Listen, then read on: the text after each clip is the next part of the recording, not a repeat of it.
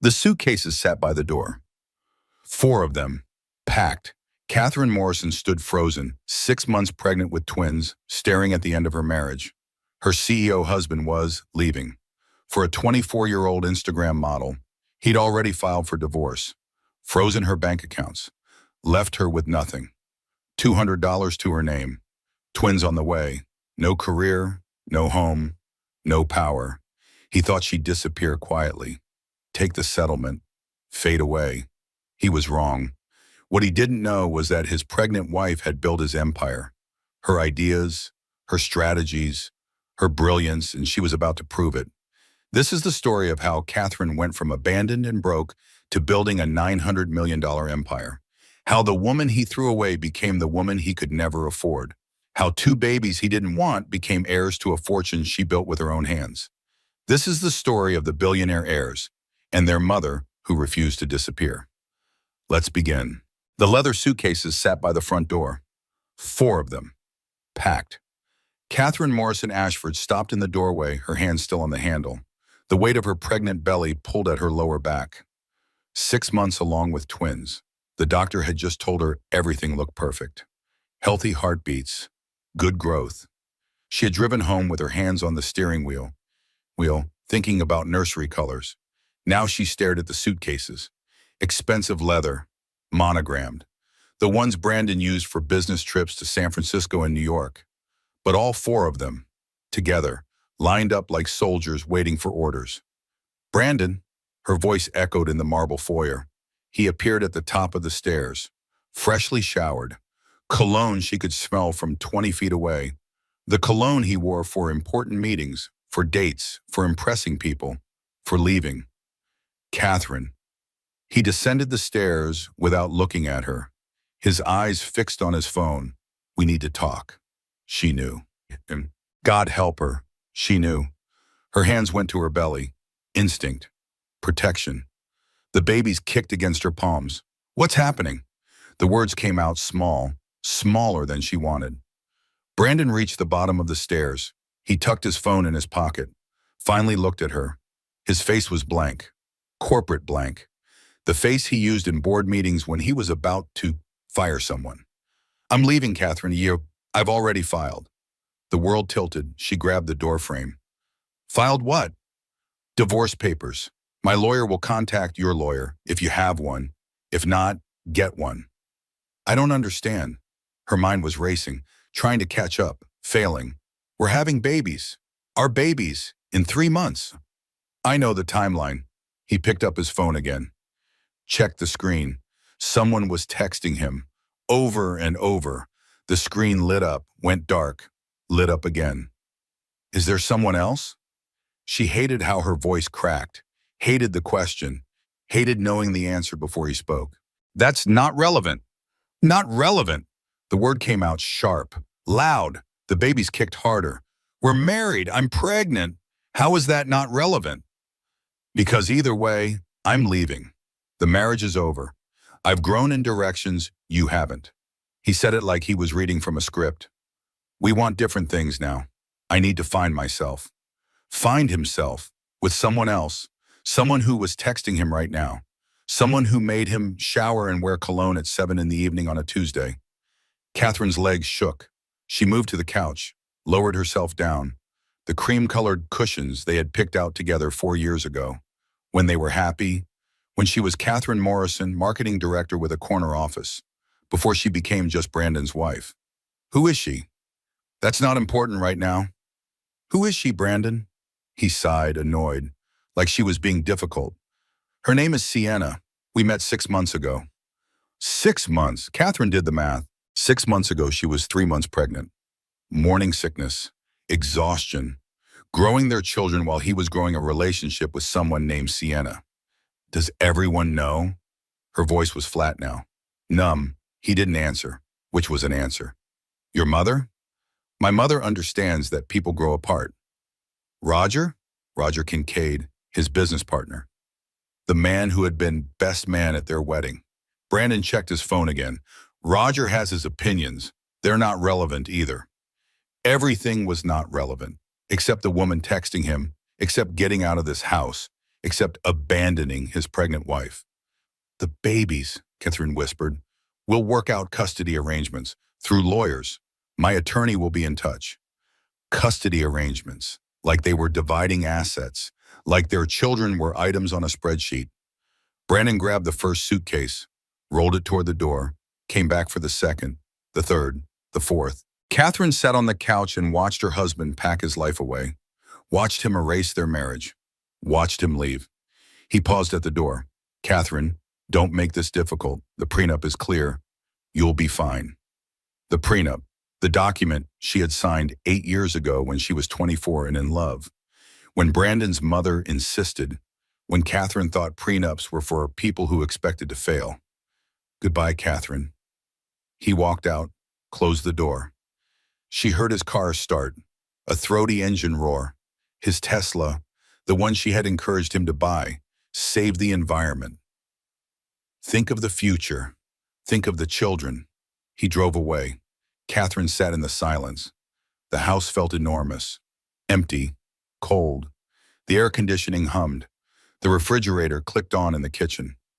Normal sounds. Everything was normal, except nothing was normal. Her phone sat on the coffee table. She picked it up, opened the browser, typed his name, Brandon Ashford. The search results loaded. The first hit was a tabloid website. Tech CEO steps out with Instagram model. The photo showed Brandon and a woman. Young, beautiful, blonde, tight dress, Brandon's arm around her waist. His smile, the smile Catherine hadn't seen in months. She clicked the article. Brandon Ashford, 38, CEO of Ashford Technologies, was spotted at the Ivy last night with Sienna Vale, 24, Instagram influencer with 200,000 followers. Sources say the two have been inseparable for months. Months, plural. Catherine scrolled through more photos. Brandon and Sienna at a restaurant, at a club, at a gallery opening, all dated. 6 months ago, 5 months ago, 4 months ago, 3 months ago, 2 months ago, last week. Everyone knew, everyone saw, everyone except her. The comments section was worse. "His wife is pregnant and he's already moved on? Gross.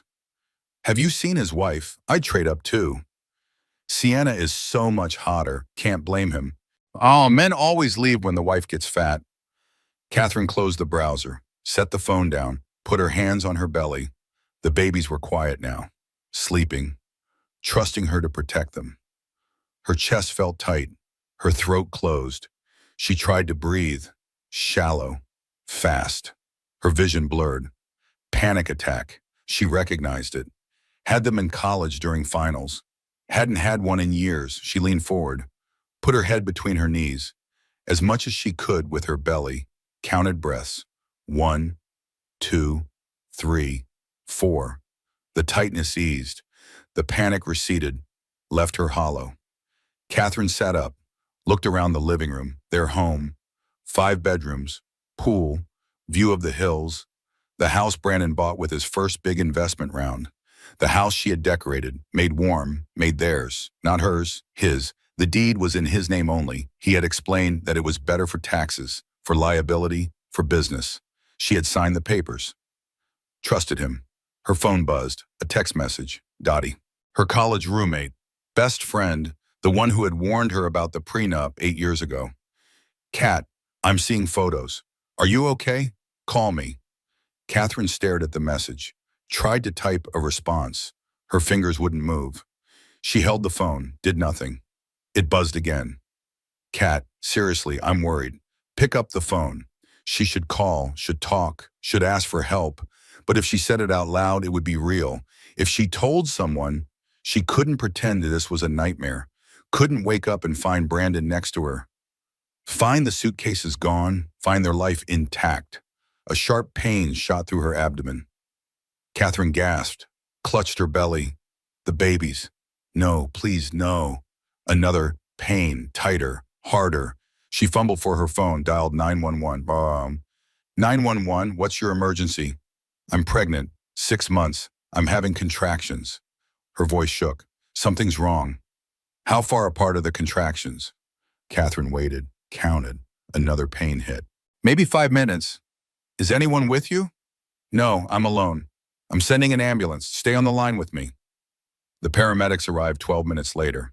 They found Catherine on the couch, breathing through contractions, alone in her enormous empty house. At the hospital, the doctor examined her. Young, competent, kind eyes. It's Braxton Hicks contractions, she said. False labor. Very common, especially with twins and stress. But your babies are fine. Both heartbeats are strong. Are you sure? Catherine's voice was barely audible. I'm sure, but you need to manage your stress levels. What happened today? Catherine looked at the ceiling. White tiles, fluorescent lights, sterile, safe. My husband left me. The doctor paused, squeezed Catherine's hand. I'm sorry. Do you have someone who can stay with you tonight? I'll call my friend. Please do. You shouldn't be alone right now. After the doctor left, Catherine picked up her phone. It had died during the ambulance ride. She plugged it in, waited for it to charge. When it turned on, she had 37 missed calls, 23 text messages, all from Dottie. She pressed call. Dottie answered on the first ring. Cat, Jesus Christ, where are you? The hospital. What happened? Are the babies okay? False alarm. Braxton Hicks. They're fine. Silence. Then, did he really leave you? I'm seeing it everywhere online. Photos, articles. People are talking. Yes. The word was a whisper. He left. I'm getting on a plane. I'll be there in 4 hours. Don't move. Don't sign anything. Don't talk to anyone. I'm coming. Dottie, you don't have to. Like hell I don't. You're my best friend. You're pregnant with twins, and that bastard just made the biggest mistake of his life. I'm coming. We're going to fix this. I don't think you can fix this. Watch me. I am a divorce attorney, remember? This is what I do. 4 hours. Hold on for 4 hours. Dottie hung up. Catherine lay in the hospital bed, monitors beeped beside her. The babies moved, kicked, alive, safe. For now, she put her hands on her belly, felt their movements. 2 hearts beating inside her, 2 lives depending on her. Brandon didn't want them, didn't want her, but she wanted them, wanted to be their mother, wanted to protect them, wanted to give them every defense. She just had no idea how. The nurse came in, offered her food. Catherine shook her head. Couldn't eat. The nurse left. Catherine closed her eyes, tried to sleep. Couldn't. Her mind raced, replayed the suitcases. Brandon's blank face, his cologne, his phone, someone else's text, 6 months of lies. She checked her phone, locked it, unlocked it, locked it again. The universal gesture of anxiety, the physical manifestation of not knowing what to do with your hands when your life was falling apart. Lock, unlock, lock. 4 hours. She could survive 4 hours. She had to. Dottie arrived at the hospital at 2 in the morning. Blazer over jeans, travel bag, lipstick perfect despite the red-eye flight. She took one look at Catherine and pulled her into a hug. Okay, we're going to handle this, but first, tell me everything. They sat in the hospital room. Catherine recounted the suitcases, the conversation, the photos, the tabloids, the panic attack. Dottie listened, took notes on her phone, asked questions, professional questions, lawyer questions. Do you have the prenup? At home, in the filing cabinet. Good, we'll get it. What about bank accounts, credit cards? Joint accounts, his name and mine. Dottie frowned. Try your credit card right now. Buy something small. Catherine pulled up a shopping app, tried to order a book. The transaction failed. She tried another card, failed, a third, failed. He froze them. Her voice was hollow. Of course he did. Dottie's jaw tightened. Classic move. Isolate and control. How much cash do you have? Maybe $40 in my wallet? Your personal checking account? Catherine logged in. The balance showed $237. Last week it had been $15,000. Her safety net. The account she had kept separate, just in case. He took it. He took everything. Dottie stood, paced. We need to move fast.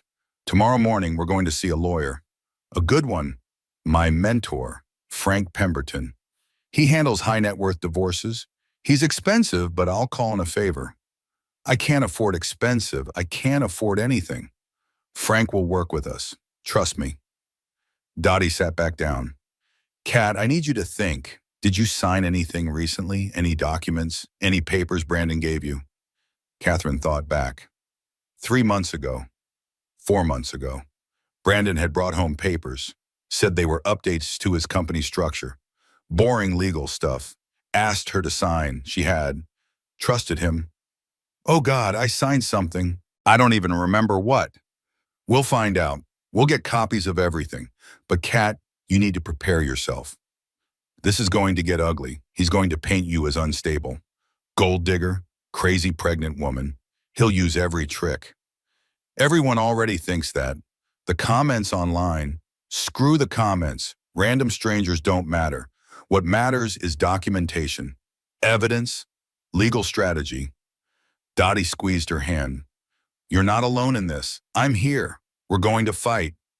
The doctor discharged Catherine at 6 in the morning. Dottie drove her home in a rental car. They pulled up to the house. The big, empty house. Catherine's hands shook as she unlocked the door.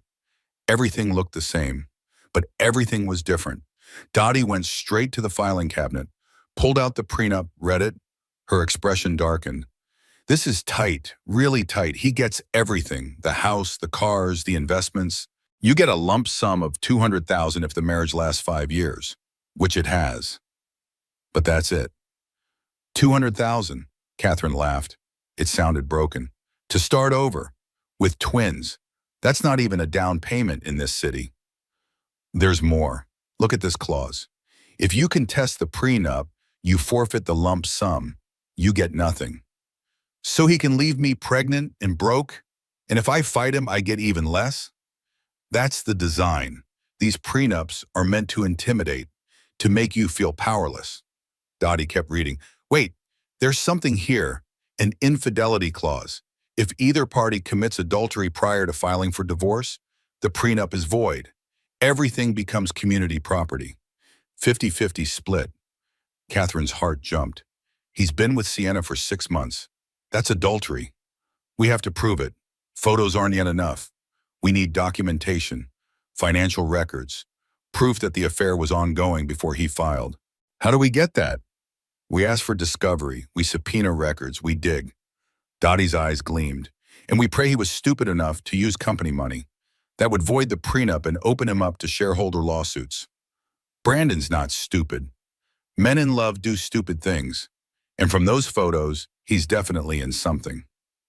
They worked through the morning. Dottie made calls, set up a meeting with Frank Pemberton for that afternoon, ordered food delivery, paid with her credit card because Catherine's were frozen. Catherine tried to eat, managed 3 bites of a sandwich. The rest sat untouched. She wandered through the house. Each room held memories. The kitchen where they had cooked together on Sunday mornings. The living room where they had watched movies. The bedroom where they had made love, made babies. Past tense. All past tense. Her phone buzzed. An unknown number, she answered. Catherine, this is Constance. Brandon's mother, voice cold as ever. Hello, Constance. I wanted to call and express my support for Brandon's decision. Sometimes marriages simply run their course. I hope you'll handle this with dignity. Handle it with dignity. Be quiet. Disappear. Don't embarrass the family. Constance, I'm 6 months pregnant with your grandchildren. Yes, Brandon mentioned that. We'll work out appropriate visitation once they're born.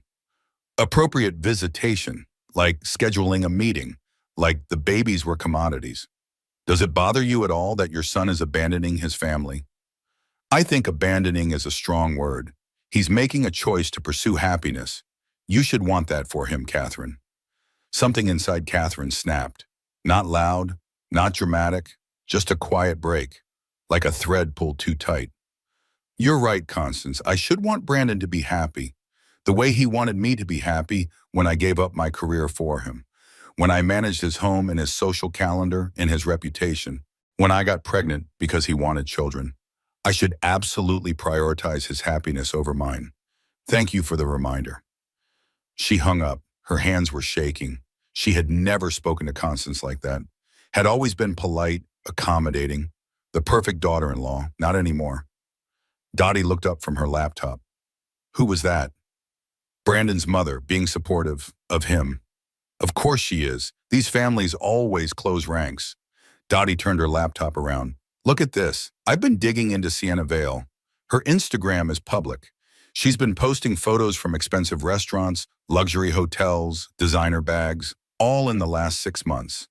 Catherine scrolled through the photos. Sienna in a bikini on a yacht. Sienna in Paris. Sienna with champagne. Sienna with Brandon's arm around her. Date stamps on every photo, a timeline of betrayal. She's 24. Catherine stared at the screen. I was 24 when Brandon and I got married. I was getting my MBA, working 60-hour weeks, trying to build a career. And now you're 32, 6 months pregnant, no career, no money, no power. Dottie closed the laptop.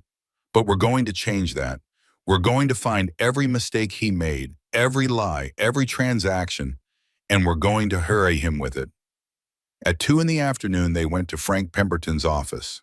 Downtown, high-rise, glass and steel. The kind of building that charged by the minute. Frank was 55, silver hair, good suit, kind eyes that had seen everything.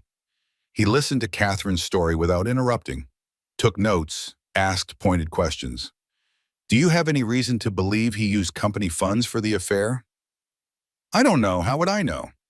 Company credit cards, travel expenses, consulting fees to shell companies. It's more common than you'd think. He travels constantly. I never questioned it. We'll question it now. Frank made a note. Here's the strategy. We file tomorrow. We request immediate temporary support. We subpoena financial records.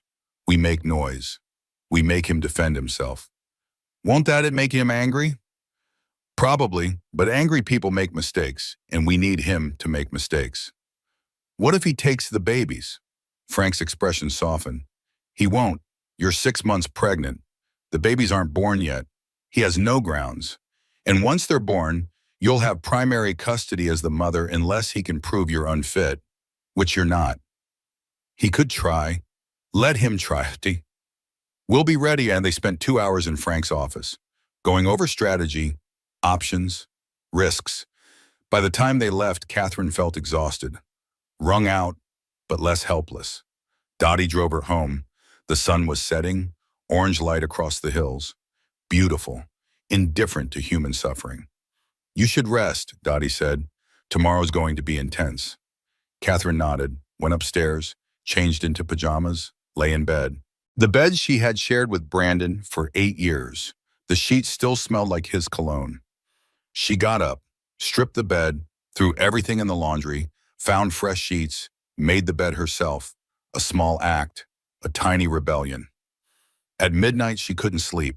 She went downstairs, found cleaning supplies, started scrubbing the kitchen counters, then the floors, then the bathrooms. Panic cleaning, displacement activity, anxiety channeled into productivity. If she couldn't control her life, at least she could control the cleanliness of her floors. Dottie found her at 2 in the morning, on her hands and knees, scrubbing grout with a toothbrush. Cat, what are you doing? Cleaning. The house is a mess. The house is spotless. You're pregnant. You need to sleep. I can't sleep. Dottie knelt beside her, took the toothbrush. Come on, let's go to bed. She guided Catherine back upstairs, tucked her in like a child, lay down beside her, held her hand in the dark. I'm so tired, Dottie. Catherine's voice was small. Not physically, just tired of everything. I know, but you're going to get through this, I promise. Catherine closed her eyes, listened to Dottie's breathing, felt the weight of her friend's presence, the first genuine comfort since Brandon left. She finally slept. The coffee had gone cold, bitter, like everything else that morning. Catherine sat across from Frank Pemberton in his conference room. Floor-to-ceiling windows overlooked the city. Brandon's office was 6 blocks away. She could almost see it from here, almost feel him working, moving on, forgetting. Frank spread documents across the mahogany table. We filed this morning. He'll be served by end of day. The motion requests emergency temporary support. $25,000 per month until trial. He'll never agree to that. He doesn't have to agree. The judge decides, and judges tend to favor pregnant women with no income. Frank tapped another document. We've also subpoenaed his financial records, corporate and personal bank statements, credit card transactions, investment accounts, everything from the last 2 years. Dottie leaned forward. How long until we get the records? 30 days, unless they fight the subpoena, which they will. So 60 days, maybe 90. Catherine's hands went to her belly. The baby's kicked, active today, like they could feel her stress. I'll be 8 months pregnant in 90 days. What am I supposed to do until then? You focus on staying healthy. Let us handle the legal work. In the meantime, I want you to make a list of everything you know about Brandon's business, clients, contracts, partnerships, anything that might help us understand his finances. Catherine thought back. 8 years of marriage, 8 years of being excluded from business discussions. Brandon always said it was boring, technical. She wouldn't be interested. She had believed him. I know he started the company 10 years ago, raised money from venture capitalists, built it to $500 million in valuation. But I don't know details. He never shared. What about Roger Kincaid, the business partner? Roger's been there from the beginning. 49% owner. Brandon has 51%. Are you friendly with Roger? We see each other at company events. He has always been nice, professional. Frank made a note. Roger might be an asset. Business partners notice things, especially financial irregularities. Catherine's phone buzzed. A text from an unknown number. Ms. Morrison, this is Roger Kincaid. I need to speak with you privately. It's important. Can we meet? She showed the message to Frank. He read it, smiled. That was fast. Maybe Roger noticed something, or maybe Brandon did something that upset him. Either way, this could be very good for us. Should I meet him? Yes, but not alone. I'll go with you. Set it up somewhere public. Catherine typed a response. Coffee shop on 4th Street? Tomorrow at 10? Roger replied immediately. I'll be there, thank you. That evening, Catherine couldn't stop thinking about Roger. What did he want to tell her? What had he noticed? She sat in her car in the driveway, key in the ignition, engine off. She had driven to her mother's house, 45 minutes away. Small neighborhood, small house, so different from the mansion she lived in now. She couldn't make herself get out of the car. Her mother, Vivian, was inside. Catherine could see the living room light, the television flickering. Her mother watching the news, like she did every night, routine, comfort, stability. Catherine hadn't told her mother about Brandon, couldn't face the disappointment. The I told you so. Vivian had never liked Brandon, thought he was entitled, arrogant, too rich, too smooth. She had been right. Catherine started the car, drove home. She would tell her mother eventually. Just not tonight. At home, Dottie was cooking, something that smelled like garlic and tomatoes. Catherine walked into the kitchen. You went somewhere, Dottie said. Not a question. Drove around, thinking. About? Everything. Nothing. Roger's message. What he wants to tell us. Frank thinks it's significant. What if Brandon destroyed his own company to avoid paying me? What if he's hiding money? Then we'll find it. That's what forensic accountants do. They find hidden money. Catherine sat at the kitchen island, watched Dottie cook. The mundane domestic scene was surreal. A week ago, her life was different. A week ago, she was planning nursery colors. Now she was planning legal strategy. Dottie, what if I lose? What if the prenup stands and I get $200,000 and no custody and nothing? You won't. But what if? Dottie put down the wooden spoon, turned to face her. Then you'll take that $200,000 and you'll build something. Because that's what survivors do. They survive, and then they thrive. But we're not there yet. Right now, we fight. They ate dinner in silence. Pasta with vegetables. Catherine managed half a plate. Progress. That night, she dreamed about the early days with Brandon, when they were young, when he looked at her like she was the only person in the room, when he brought her coffee in bed, when he laughed at her jokes. She woke up at 3 a.m. Pillow wet. She had been crying in her sleep. The house was dark, quiet, too big, too empty. She got up, walked through the rooms, Turned on lights, turned them off, tried to make the house feel smaller, less lonely. In Brandon's office, she stopped, looked at his desk. His computer was gone. He had taken it when he left, but the filing cabinets remained. She opened the top drawer. Files, tax documents, investment statements. She pulled out a folder, read through it, numbers, percentages. None of it made sense. Another folder. Company board meeting minutes. She scanned the pages, found her own name. Brandon Ashford proposed hiring Catherine Morrison as Chief Marketing Officer. Motion tabled pending discussion of nepotism policies. Catherine stared at the date. 4 years ago. He had never told her. Never mentioned that he had tried to bring her into the company or that the board had blocked it. She kept reading, found another mention. Brandon Ashford presented the Quantum Rebrand strategy. Board unanimously approved. Budget of $2 million allocated. Quantum Rebrand. Catherine remembered that campaign, remembered designing it, presenting it to Brandon over dinner. He had called it brilliant, said he would pitch it to the board. He had pitched it as his idea. She pulled out more folders, found more campaigns she had designed, more strategies she had developed, all credited to Brandon, all successful. He had built his company on her ideas, and then he had thrown her away. Catherine sat on the floor of his office, surrounded by files, by proof, by the architecture of her own erasure. She wasn't sad anymore. She was angry. The next morning she wore a black dress, maternity, professional, armor. Dottie looked at her. You look different. I'm done crying. They met Roger at the coffee shop. He was already there, sitting in the back corner, ball cap pulled low, nervous. Frank made introductions, ordered coffee for everyone, decaf for Catherine. Roger waited until they sat down. Then he pulled out an envelope, set it on the table. I'm violating my NDA by being here, but I can't watch this anymore. I've known you for 8 years, Catherine. You've always been kind to me, to everyone, and what Brandon's doing is wrong. What is he doing? Roger pushed the envelope across the table. Open it. Catherine opened it.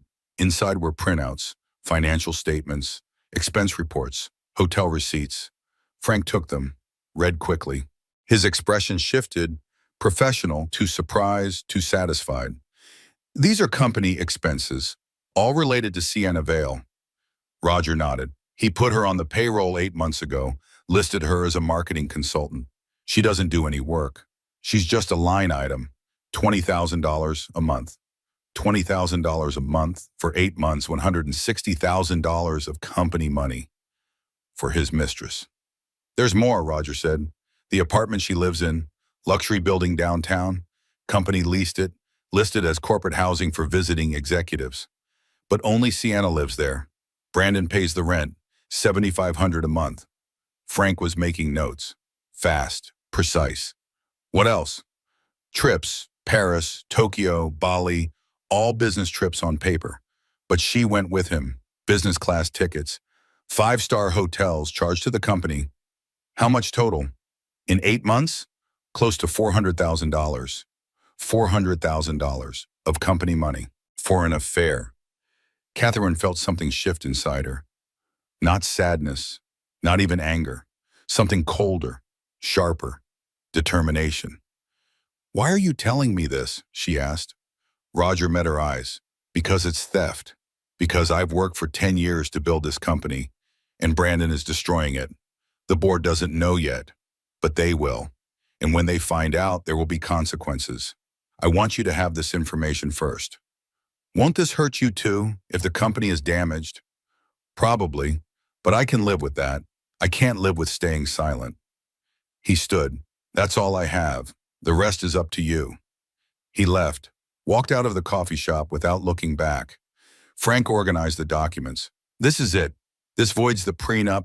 This is fraud, embezzlement, breach of fiduciary duty. He's finished. Catherine looked down at the papers. Proof, evidence, power. She had been powerless yesterday. Today she had teeth. What happens now? Now we file an emergency motion. We present this to the judge. We request a full forensic audit of the company, and we watch Brandon panic. They went back to Frank's office, spent 4 hours drafting motions. By evening, everything was filed. Servers were dispatched. Brandon would be served with the new documents by morning. Catherine drove home alone. Dottie had gone back to the house earlier to make phone calls. Catherine needed space, needed to think. She pulled into a parking lot overlooking the reservoir, turned off the car, sat in silence. The babies kicked, strong, healthy, demanding attention. She put her hands on her belly. "Your father is an idiot," she whispered. "But you're going to be okay. I promise." The sun set over the water, pink and orange, the same colors she had imagined for the nursery. Soft, gentle, safe. She wasn't soft anymore. She was learning to be hard. Her phone rang. Brandon, first time he had called since he left. She answered, said nothing. "Catherine." His voice was tight, angry. "What the hell are you doing?" "I'm fighting. You signed a prenup. You have no grounds. You're wasting everyone's time." "Actually, I have grounds. Adultery, embezzlement, fraud. Take your pick." Silence. She could hear his breathing. Fast, agitated. "I don't know what you think you found, but company expense reports, Sienna's salary, her apartment, your trips together, all on company money, all documented." More silence. "That's private business information. How did you, doesn't matter how. What matters is I have it, and I'm using it. You're making a mistake, Catherine.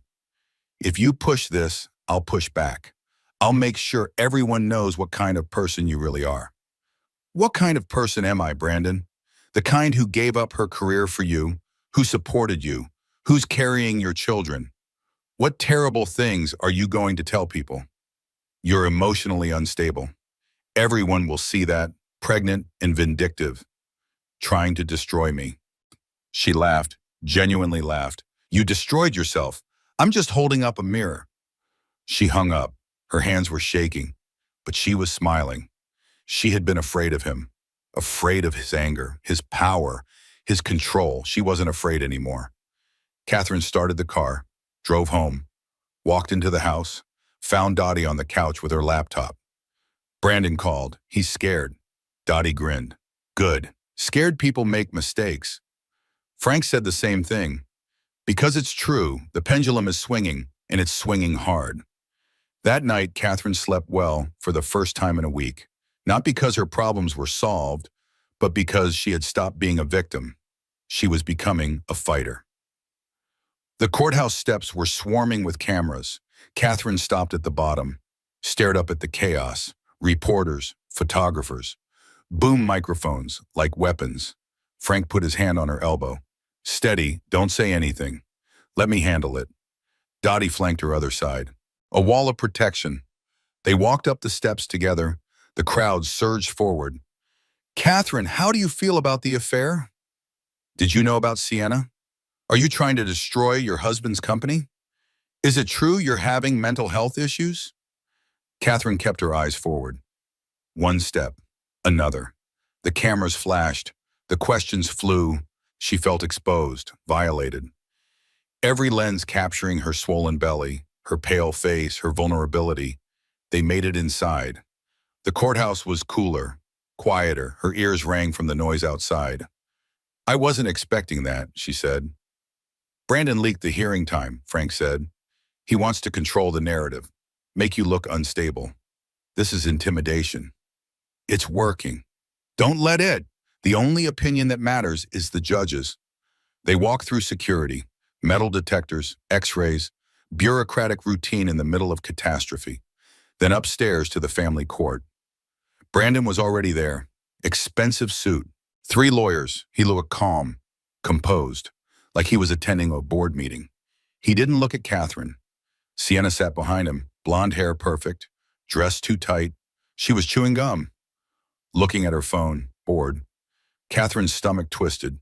That woman, that girl, sitting in court like she belonged there, like destroying a family was entertainment. The bailiff called them in. The judge entered. Older woman, gray hair, no-nonsense expression. Judge Patricia Martinez. Catherine had Googled her. known for being tough, fair, unimpressed by wealth. Let's begin, Judge Martinez said. I've reviewed the emergency motions from both parties. This is not a trial. This is a hearing to determine temporary support until we can schedule a proper trial. Mr. Ashford, your position? Brandon's lead attorney stood, tall man, slick, too many teeth when he smiled. Your Honor, my client is willing to provide reasonable support. However, Ms. Morrison's demands are excessive. She's requesting $25,000 per month. This is punitive. She's trying to drain my client's resources out of spite. Judge Martinez looked at Catherine. Ms. Morrison, you're 6 months pregnant with twins? Catherine stood. Yes, Your Honor. And you have no income? No, Your Honor. I gave up my career 8 years ago when we married. Do you have access to marital funds? No, Your Honor. My husband froze all accounts and credit cards. How are you surviving? My friend is supporting me. Judge Martinez made a note, looked at Brandon's lawyer. Your client froze her access to all accounts while she's pregnant? The lawyer hesitated. My client was protecting marital assets from dissipation. By leaving his pregnant wife with no resources, that's not protection. That's abandonment. She flipped through documents. I'm granting temporary support of $25,000 per month, retroactive to the date of separation. Mr. Ashford will also restore Ms. Morrison's credit card access with a $50,000 limit. Brandon's jaw tightened. His lawyer opened his mouth to object. Don't, Judge Martinez said. I'm not finished. I've also reviewed Ms. Morrison's motion regarding company financial records. Mr. Ashford, did you use corporate funds to support an extramarital affair? The lawyer stood. Your Honor, those allegations are unsubstantiated and I have expense reports, Frank interrupted. Hotel receipts, payroll records, all provided by a company insider. Sienna Vale was hired as a marketing consultant but performed no work. Corporate housing leased for her personal use. Business trips with personal companions charged to company accounts. We're talking hundreds of thousands of pollen. Judge Martinez looked at Brandon. Is this true? Brandon stood. Your Honor, Sienna is a legitimate consultant. She provides social media expertise. The trips were business-related. Does she have a marketing degree? No, but a portfolio of corporate clients? She has an Instagram following. An Instagram following is not professional credentials, Mr. Ashford. This sounds like embezzlement. She made another note. I'm ordering a full forensic audit of Ashford Technologies. Independent accountant. Full access to all records. Results due in 90 days. Brandon's lawyer looked panicked. Your Honor, that's highly irregular. It will disrupt business operations. Your client disrupted his marriage. He can handle disrupted business operations. We're adjourned. The gavel cracked. They stood, filed out. The reporters were waiting in the hallway. Brandon walked past them without speaking. His lawyers formed a barrier.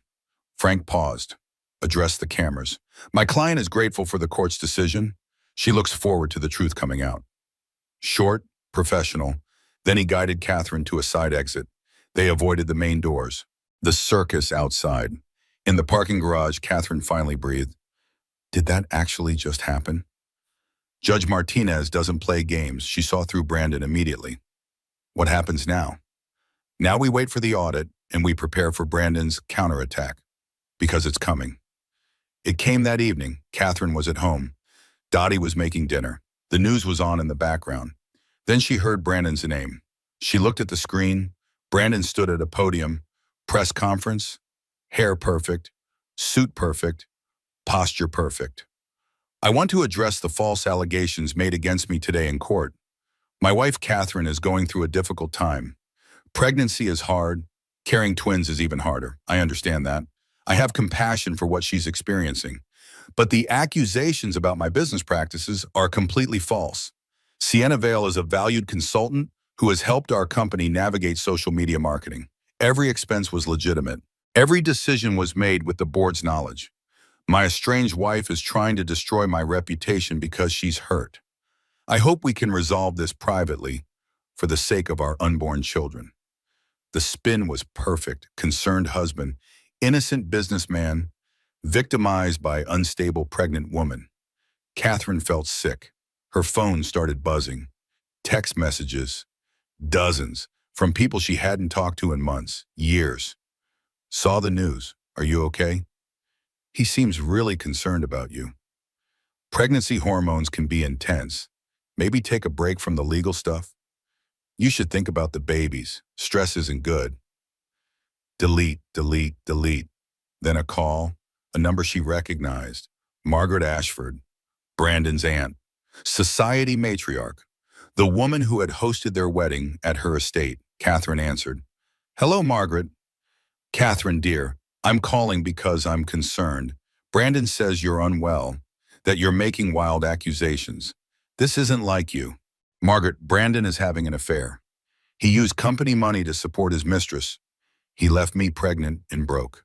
None of that concerns you? Affairs happen, dear. Men have needs. The important thing is maintaining dignity, going to court, talking to reporters. It's so unseemly. Unseemly. Destroying a marriage was fine. Fighting back was unseemly. Margaret, I have to go. Catherine, wait. I want you to know that when the divorce is final, you won't be welcome at family events anymore. It's nothing personal. But Brandon is blood. You're not. I hope you understand. She hung up before Catherine could respond. Dottie looked up from the stove. Who was that? Brandon's aunt, disinviting me from family events after the divorce. Wow, they're really closing ranks. Catherine's phone rang again. Unknown number. She almost didn't answer. Then did. Catherine, this is Constance, Brandon's mother. Again. Hello, Constance. I saw the news. I want you to know that Brandon is a good man. He's made some mistakes, but he's a good man. I hope you're not going to continue this crusade. Crusade? Catherine's voice was flat. I'm protecting myself and my children. By accusing him of crimes, by trying to audit his company. Catherine, this will destroy him. He destroyed me first. You're being dramatic. You signed a prenup. You knew what you were agreeing to. Now you're trying to go back on your word because you're angry. Something snapped. Clean. Final. Constance, your son abandoned his pregnant wife. He stole from his company. He lied to everyone, including you. And you're calling me to defend him, to ask me to stop fighting. Do you have any idea what he's done to me? He's my son. And I'm the mother of your grandchildren. But apparently that doesn't matter. The children will be fine. Brandon will provide for them. Brandon can't even visit them in the womb. You think he's going to be a good father? Silence. Then Constance said, cold and final, you're going to regret this, Catherine. You're making an enemy of this family. I think your family made an enemy of me first. Catherine hung up. Her hands were shaking. She sat down, put her head in her hands. The babies kicked, hard, protesting the stress hormones flooding her system. I'm sorry, she whispered to them. I'm sorry you're in the middle of this. Dottie brought her tea, chamomile, caffeine-free.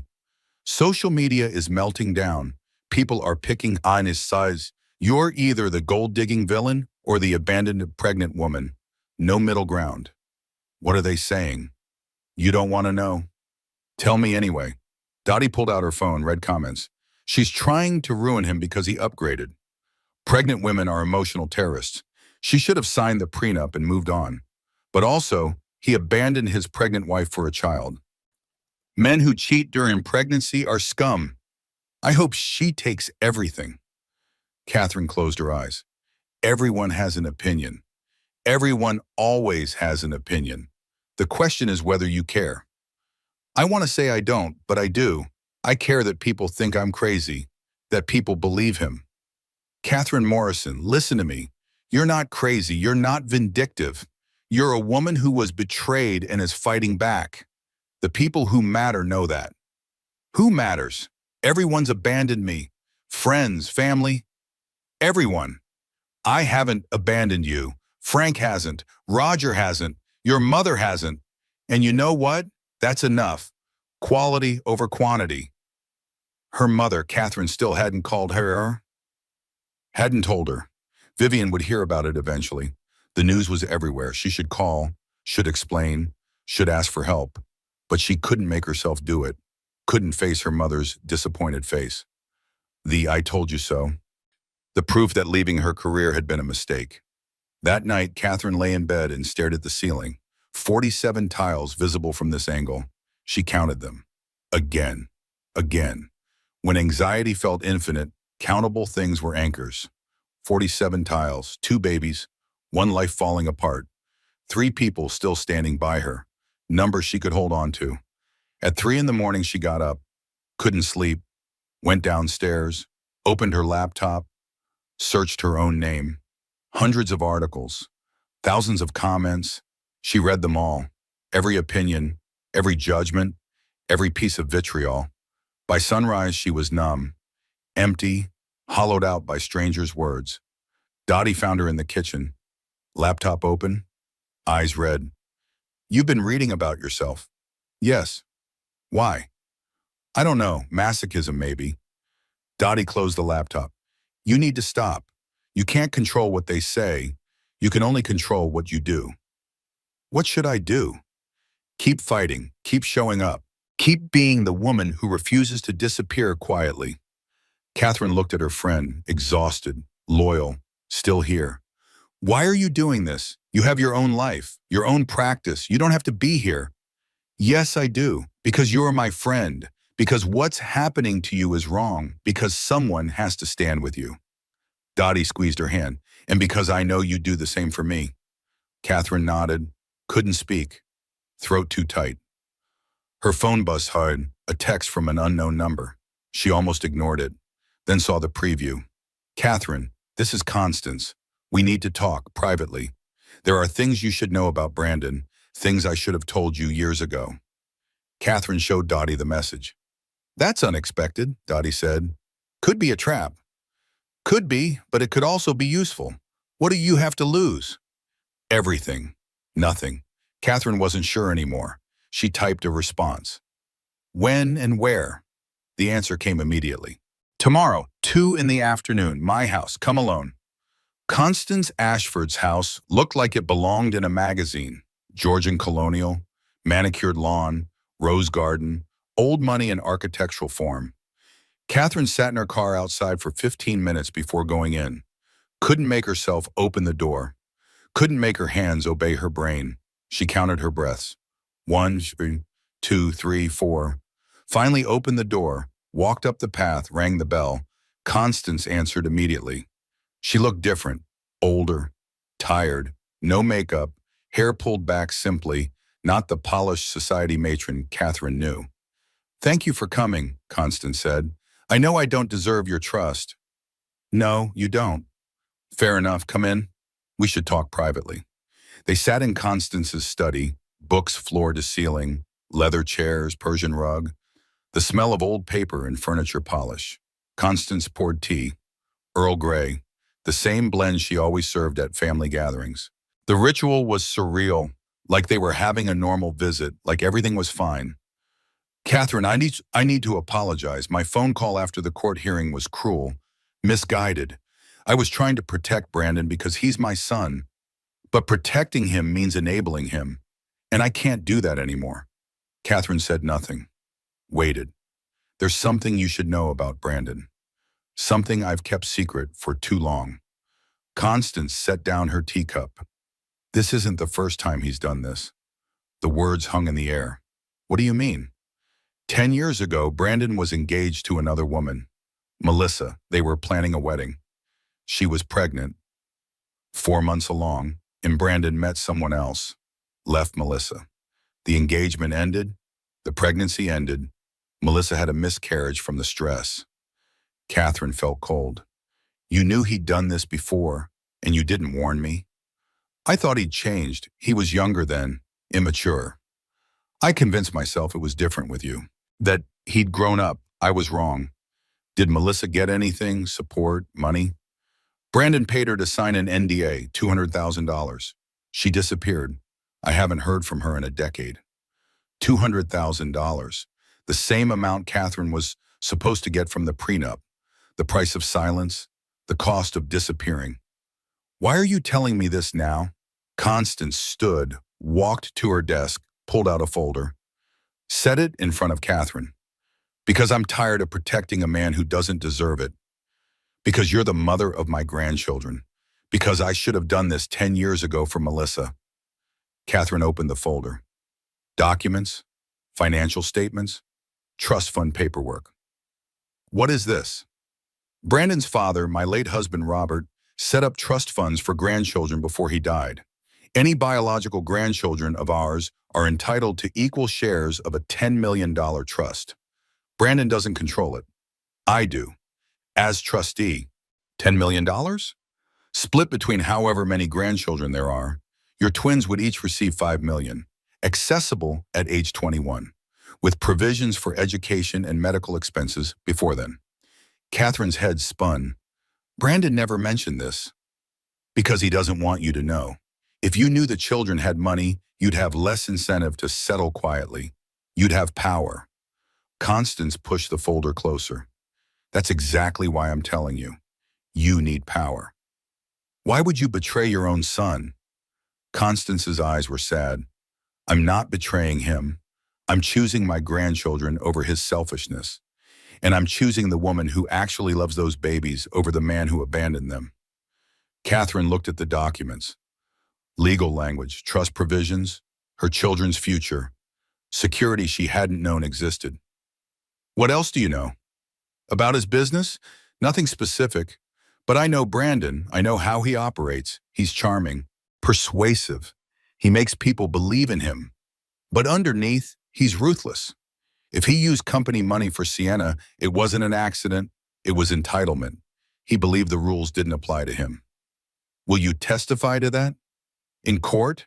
Against my own son? Constance was quiet. I don't know if I'm that strong. But you came to me. You gave me this information. That's already choosing a side. Choosing a side in private is different from choosing a side publicly. Catherine understood. Fear, loyalty, the complexity of loving someone who was hurting others. Thank you for this, Catherine said. For being honest, finally. It doesn't erase what I said before. The cruelty. No, it doesn't, but it's something. They sat in silence. Two women on opposite sides of a terrible situation, finding unexpected common ground. May I ask you something? Constance said. Yes. Are you going to destroy him? Completely? Catherine thought about it, about revenge, about justice, about what she actually wanted. I'm going to protect myself and my children. If that destroys him, that's his choice. He created this situation. He can live with the consequences. Constance nodded. Fair enough. Catherine left an hour later, drove straight to Frank's office, showed him the trust fund documents. Frank read them, smiled. This changes everything. The children have independent wealth, which means you can't be painted as a gold digger. You're not after his money. You're after what's legally yours. Will this help in court? Absolutely. It shows motivation. You're fighting for principle, not profit. Catherine felt lighter. For the first time in weeks, she felt like she might actually win. That evening, she had a regular OB appointment. Dr. Helena Wright checked the babies, measured, listened to heartbeats, smiled. They're doing great. Healthy growth. Strong hearts. Are you managing your stress? Trying. On a scale of 1 to 10, how stressed are you? 15 by 1, Dr. Wright put down her clipboard. Catherine, I need to be direct. Stress can cause premature labor. It can affect the baby's development. I know what you're going through. I've seen the news, but you need to find ways to decompress. How am I supposed to decompress when my entire life is falling apart? Small things. Walk outside, listen to music, spend time with people who care about you, read a book, take a bath, anything that gives your nervous system a break. Catherine nodded, knew the doctor was right, knew she was spiraling. At home she tried, put on music, classical, something without words, ran a bath. Lavender bath salts Dottie had bought sank into the water. The warmth was immediate relief. Her muscles unclenched. The baby settled. She closed her eyes. Let herself just exist. Just be. Just breathe. For 20 minutes, she thought about nothing. Let the water hold her. Let the music wash over her. When she got out, she felt almost human. Dottie knocked on the bathroom door. Kat, you okay in there? Yeah, just taking a bath. Good, that's good. Self-care is important. Catherine dried off, put on soft pajamas, looked at herself in the mirror. 7 months pregnant now, belly huge, face puffy, hair limp. She looked exhausted, but she looked alive. Still here, still fighting. Her phone buzzed. A text from Frank. Roger wants to meet again. Says he has more information. Can you do tomorrow morning? Catherine typed back. Yes, same coffee shop? He suggested somewhere more private. His office, 9 in the morning. I'll be there. She showed Dottie the message. More information, Dottie said. Roger is becoming quite the ally. Or he's covering his own assets, making sure he's on the winning side. Either way, he's helping. I'll take it. That night, Catherine slept better. The bath had helped. Constance's information had helped. Having weapons in her arsenal had helped. She dreamed about the babies, not nightmares. Good dreams. Holding them, feeding them, watching them grow. They had her eyes, Brandon's nose. They were perfect. She woke up crying, happy tears, missing children she hadn't met yet, already loving them more than anything. At breakfast, Dottie made pancakes. Blueberry. Catherine managed too. Progress. You look better, Dottie said. I feel better. Marginally. Maybe Constance's betrayal was what I needed. Proof that I'm not crazy. That Brandon really is the problem. Validation is powerful. I just wish I didn't need it from his mother. They drove to Roger's office at 8:45. Tech company building. Glass and steel. Open floor plan. Everyone looked young and caffeinated and busy. Roger met them in a conference room. Closed the door, pulled the blinds. I have a problem, he said without preamble. The board found out about Sienna, about the expenses. They're furious. There's talk of ousting Brandon as CEO. How did they find out? I told them. Catherine and Dottie exchanged glances. Why, Catherine asked. Because I'm 49% owner. If the company goes down, I go down with it. I can't let Brandon's affair destroy 10 years of work. So I went to the board, showed them everything. Now they want answers. What does this mean for my case? It means you have institutional support. The board wants Brandon out. They'll testify if needed. They'll provide documents. They're on your side. Frank was going to love this. What happens to Brandon? Emergency board meeting tomorrow. Vote of no confidence. If it passes, he's out as CEO. He keeps his shares but loses operational control. Catherine tried to feel something. Sympathy. Sadness. She felt nothing. Just cold satisfaction. Good, she said. Roger looked at her. You're different than you were 2 weeks ago. 2 weeks ago, I was a victim. Now I'm a fighter. It suits you. They talked for another hour. Roger gave them copies of board communications, evidence of Brandon's mismanagement, proof that the company was turning against him. When they left, Catherine felt powerful. She had allies. She had information. She had momentum. That afternoon, her mother called. Finally. Catherine Ann Morrison, why did I have to learn from the news that my daughter is getting divorced? Catherine closed her eyes. Here it came. I'm sorry, Mom. I should have called. Yes, you should have. Are you okay? Are the babies okay? We're okay. Do you need money? I'm managing.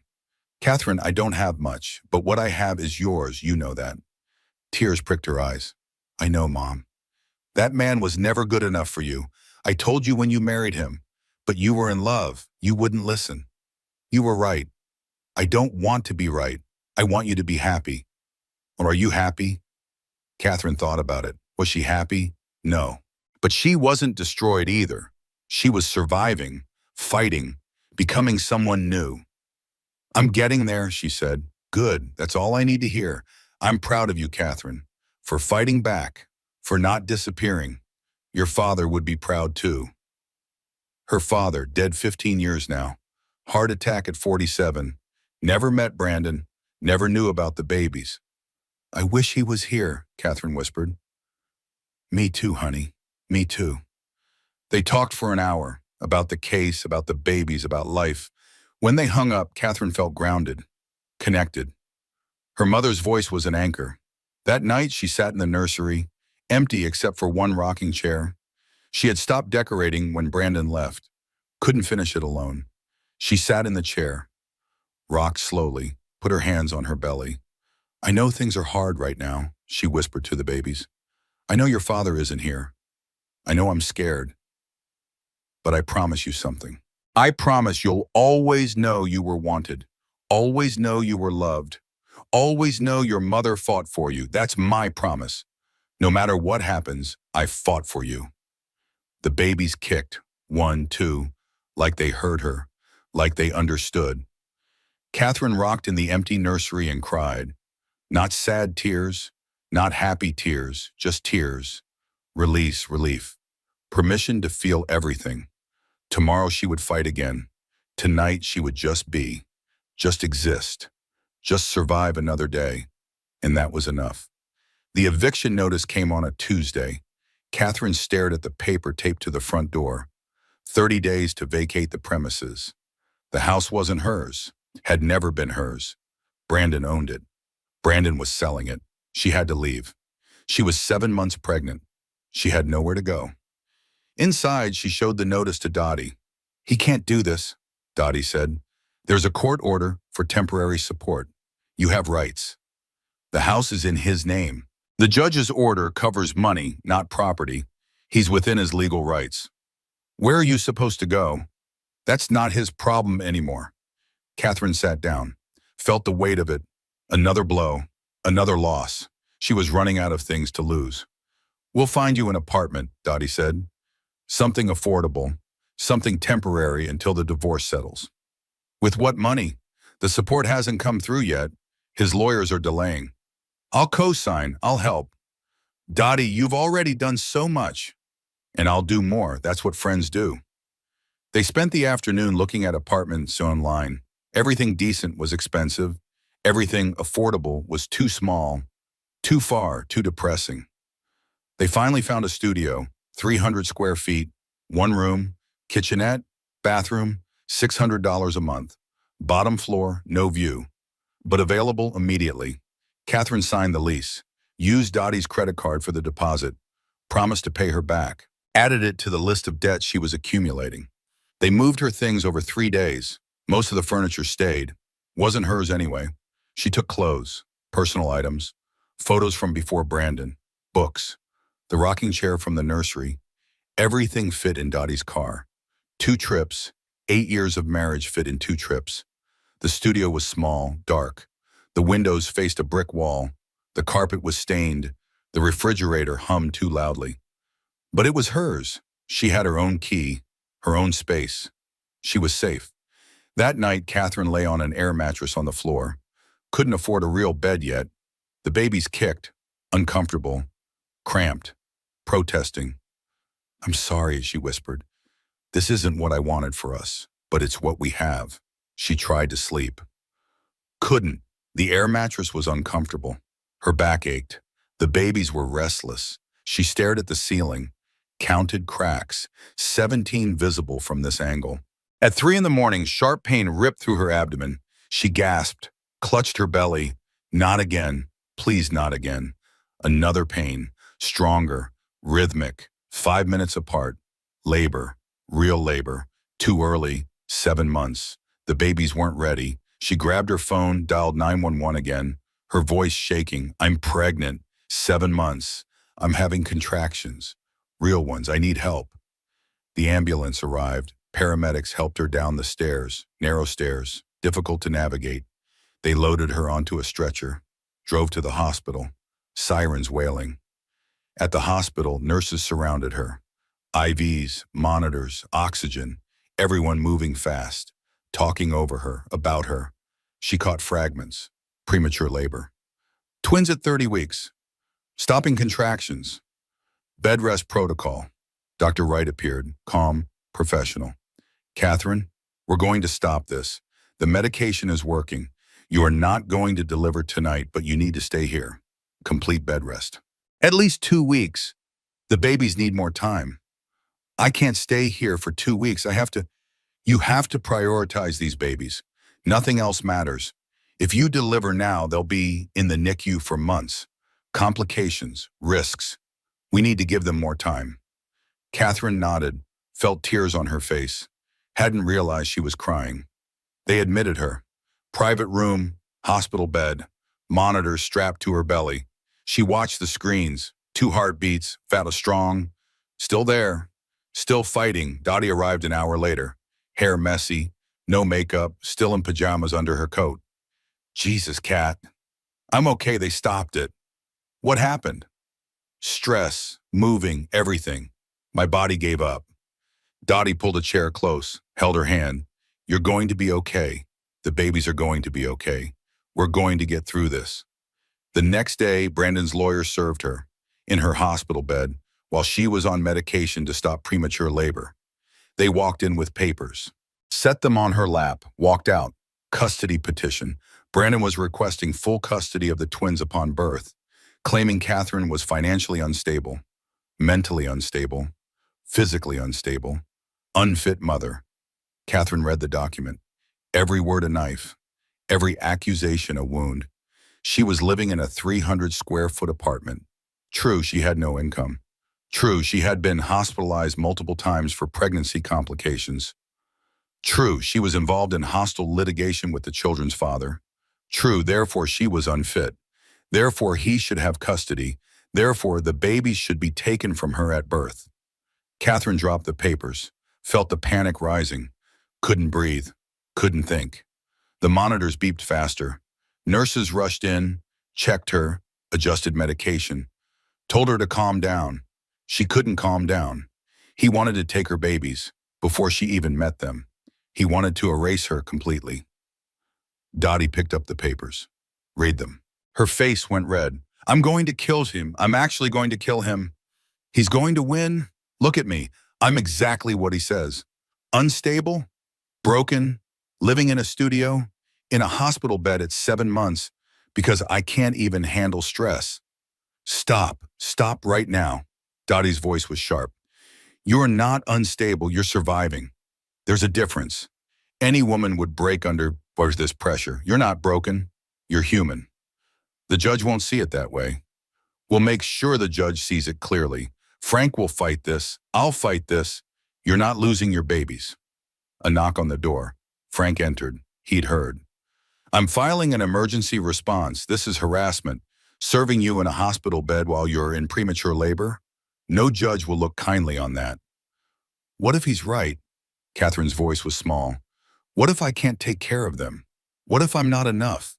Frank sat on the edge of her bed, looked her in the eye. Catherine, listen to me. Being poor doesn't make you a bad mother. Being stressed doesn't make you unfit. You're in this position because your husband stole from you, isolated you, destroyed your security. That's on him, not you. Any judge with half a brain will see that. But what if they don't? Then we appeal. We fight harder.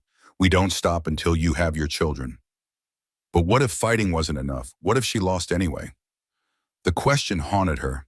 That night, alone in the hospital room, Catherine had her darkest thoughts. Maybe she should give up, take the prenup settlement, disappear, let Brandon have the babies.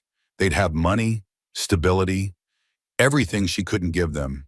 Maybe she was being selfish, fighting for them when she had nothing to offer. The monitors beeped, regular, steady, 2 heartbeats. Her babies, part of her, depending on her. She put her hands on her belly, felt them move, kick, alive, real. I can't give up on you, she whispered, even if it would be easier. Even if I'm scared, I can't give up. The babies kicked harder, like they agreed. A nurse came in, middle-aged, kind face, brought her dinner, helped her sit up. You're going through something, the nurse said. Not a question. Yes. I've been a nurse for 28 years. I've seen a lot of women in this situation. Pregnant, alone, fighting. You know what I've learned? Catherine shook her head. The women who fight are the ones who love their children most. It would be easier to give up, but you're not giving up. That means something. That means you're going to be a good mother. How do you know? Because bad mothers don't ask that question.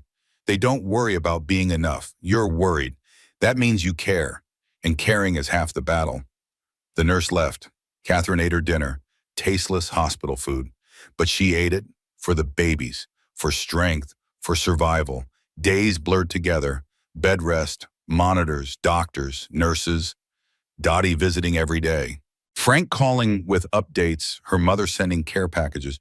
Small acts of love in a nightmare. 2 weeks later, Dr. Wright checked her. The contractions have stopped completely. You're stable, I'm releasing you. But you need to stay on modified bed rest at home. No stress, no lifting, no long period standing. You have to be careful. 1 more month. Just give me 1 more month. I can do that. Can you? Because the custody hearing is in 2 weeks. That's going to be stressful. I have to go. I have to fight. I know. But after that, you rest. Promise me. I promise. They discharged her. Dottie drove her to the studio apartment, helped her up the stairs. Catherine lay on the air mattress, looked around the tiny space. This was her life now. This was rock bottom. But at least she was still here, still pregnant, still fighting. She had hit bottom. Now the only direction was up. The laptop was heavy on her swollen belly. Catherine shifted on the air mattress, adjusted pillows, propped herself up. Dr. Wright said bed rest. Didn't say she couldn't work. She opened a new document, started writing. A business plan? Marketing consultation for tech startups. Her specialty. What she had done before Brandon. What she was good at before she became just his wife. The words came slowly at first. Rusty, uncertain, then faster. Ideas flowing, strategies forming. She remembered how to do this, remembered who she was. 3 hours later, she had 10 pages, a framework, a pitch, a plan. Dottie came home, brought takeout, saw the laptop. What are you doing? Working. You're supposed to be resting. I am resting, I'm lying down, but I can't just lie here and do nothing. I need to feel useful. Dottie read over her shoulder. This is good, really good. You're pitching consulting services? I have to do something. I need income. The temporary support is delayed again. Brandon's lawyers keep filing extensions. I have $40 left. I need money. Kat, you're 8 months pregnant. Who's going to hire you? Someone who needs good marketing more than they need an employee who can come to an office. I'll work remotely. I'll work around the babies.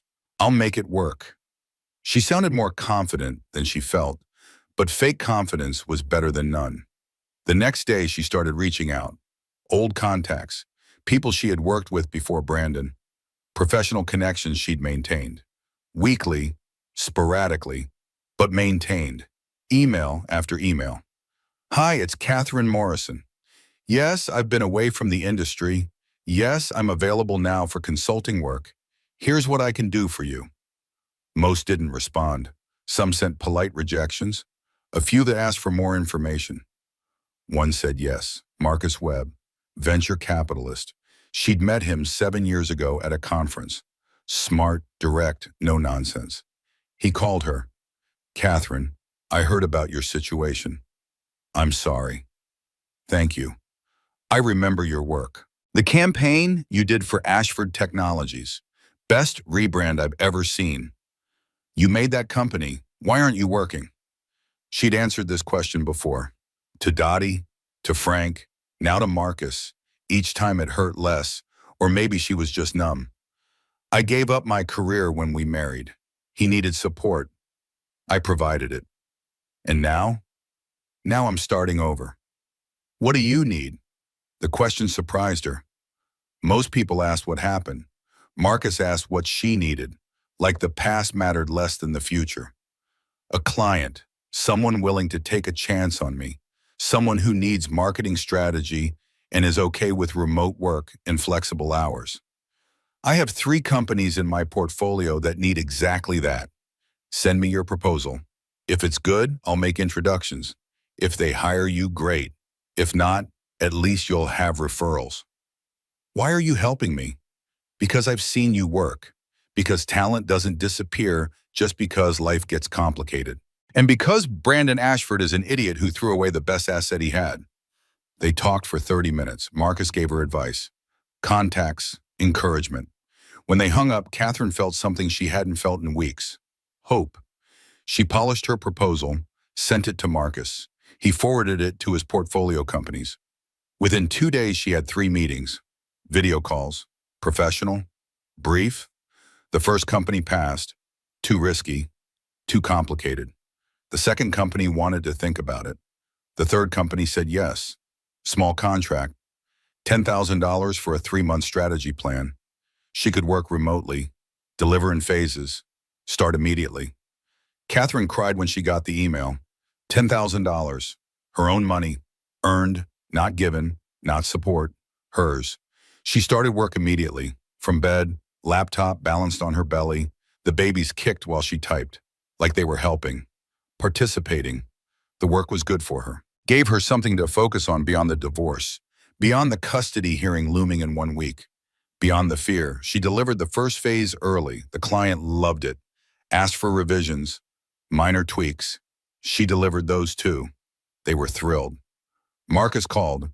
They're telling everyone about you. You're getting referrals. 2 more companies want to meet. 2 more? You're talented, Catherine. Just people notice talent. Keep doing good work. The clients will come. She took the meetings, lying in bed, professional from the chest up, sweatpants and slippers below camera range. Both companies hired her. Smaller contracts. $5,000 each, but money, income, independence. For the first time since Brandon left, she felt capable, competent, like herself. The babies were active, constantly moving, running out of room, 8 months along now. They'd come soon, ready or not. Dr. Wright cleared her for limited activity. You can go to the courthouse for the hearing, but after that, straight home. Bed rest until a delivery, no exceptions. I understand. How are you feeling? Physically? Exhausted, huge, uncomfortable. Emotionally? Catherine paused, thought about it. Better than I was. I'm working again. That helps. Feeling useful helps. Good. Keep doing that. Purpose is powerful medicine. The custody hearing was in 3 days. Frank prepared her. Practice questions. Likely attacks. Strategy. He's going to paint you as unstable.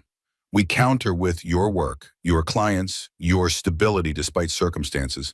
We show that you're building something, that you're capable. What if the judge doesn't care? Then we appeal.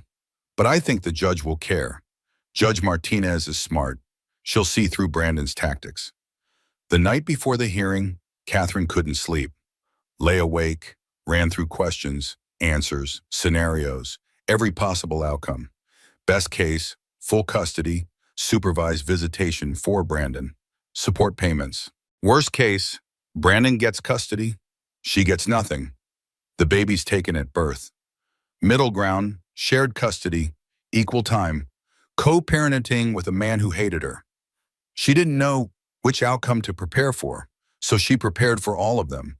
Emotionally, mentally, packed a hospital bag just in case. Stress triggered labor before. Dottie found her at 2 in the morning, packing and repacking. Cat, come to bed. I need to be ready. You're ready. You've been ready. Now you need to rest. Catherine looked at her friend, exhausted, still here, still fighting for her. Thank you for everything. I don't say it enough. You don't have to say it, I know. They went to bed. Catherine finally slept.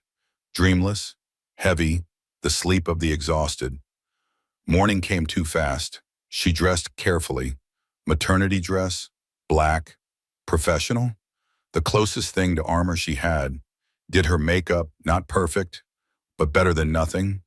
Tied her hair back, looked in the mirror. She looked pregnant, scared, determined. Good enough. Frank picked them up, drove to the courthouse. The press was there again. Cameras, questions. They pushed through, into the building, up the stairs, into the courtroom. Brandon was already seated, different suit, same blank expression. Sienna was there too, looking bored, scrolling her phone. The judge entered. Court began. Brandon's lawyer went first, painted Catherine as desperate, unstable, unable to provide for the children. Showed photos of her studio apartment, 300 square feet. No nursery, No preparation. Catherine sat still, didn't react, let him talk. Then Frank stood, presented her new consulting contracts, proof of income, proof of stability, proof that she was building a career while 8 months pregnant with twins. Your Honor, my client is not unstable. She's resilient. She went from abandoned and broke to self-employed in 6 weeks, while pregnant, while fighting for her children. That's not instability. That's strength. The judge looked at Catherine. Ms. Morrison, how far along are you? 34 weeks, Your Honor. 8 months. And you're working? Yes, Your Honor. I have 3 consulting clients, marketing strategy for tech startups. How did you secure these clients? I reached out to my professional network, pitched my services, earned the contracts based on my work. While on bed rest? Yes, Your Honor. I work from home, from bed when necessary. I deliver quality work on time. My clients are happy. The judge made notes, looked at Brandon. Mr. Ashford, you're requesting full custody?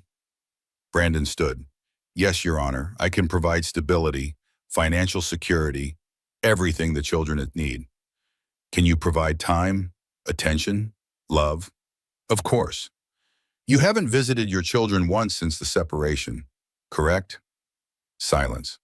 Mr. Ashford, the children aren't born yet, Your Honor. They exist inside your estranged wife. You could have visited her, attended doctor's appointments, shown interest. You haven't. Why should I believe you'll be present after they're born? Brandon's lawyer stood. Your Honor, the relationship between my client and Ms. Morrison is hostile. Visitation would be inappropriate. Inappropriate for your client, not for the children. Judge Martinez looked at her notes. I'm denying the custody petition. Ms. Morrison will have primary physical custody upon birth.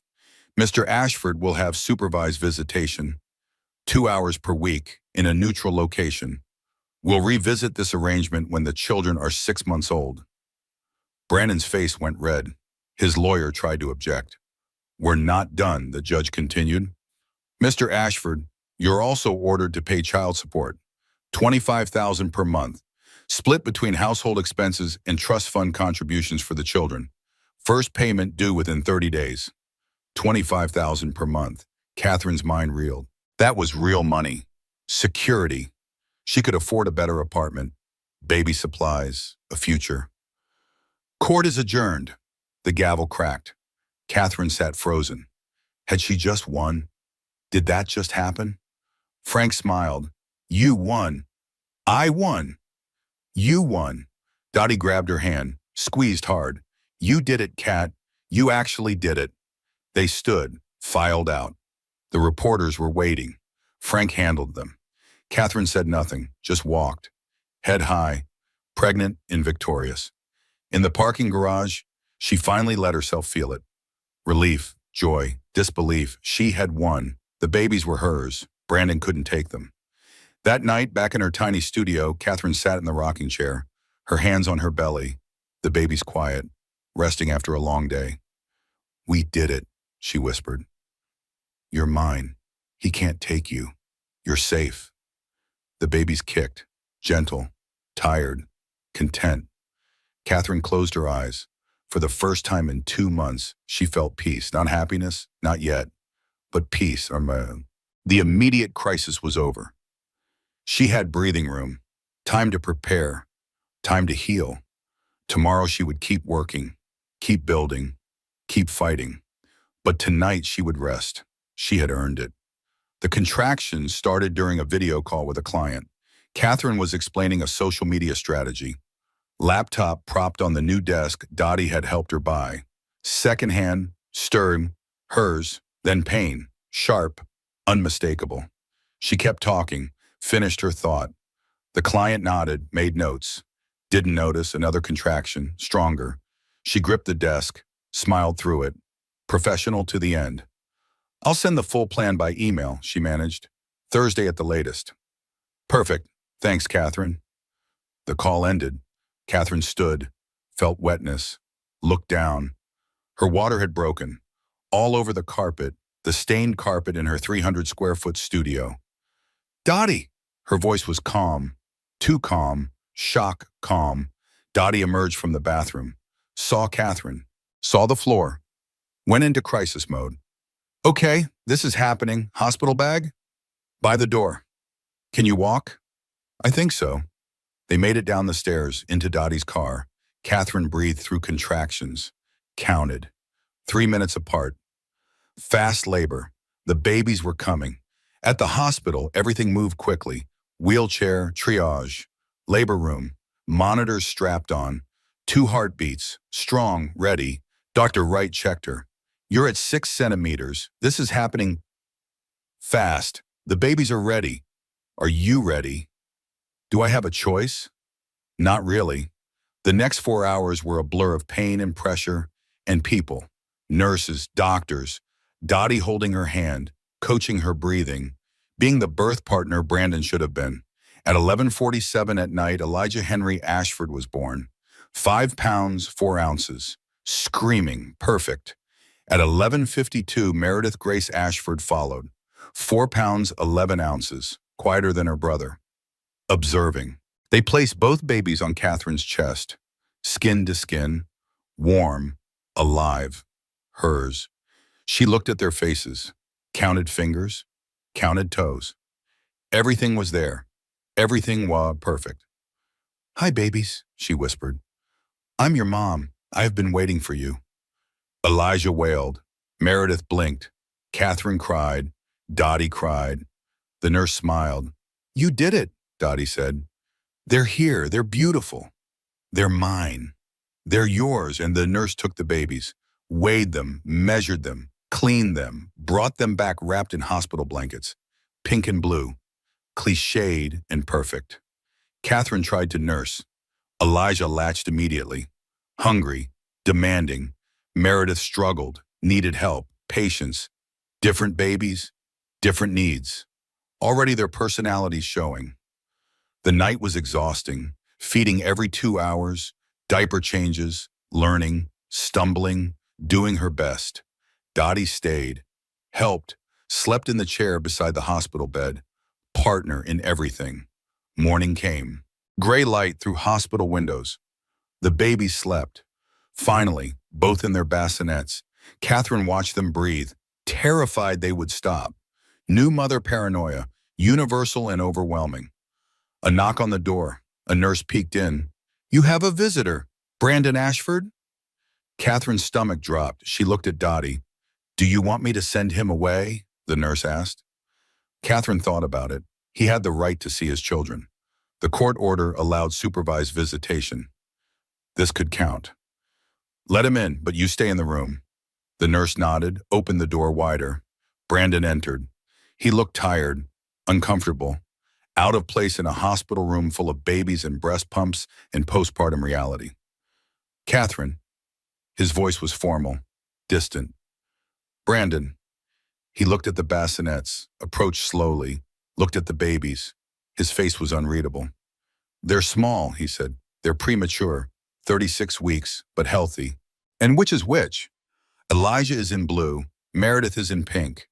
He stood there, looked at them, didn't touch, didn't smile, just observed, like they were exhibits, curiosities, not his children. After 2 minutes, he stepped back. I'll have my lawyer arrange the visitation schedule. You're leaving? I came to see them. I saw them. That's what the court ordered. Brandon, they're your children.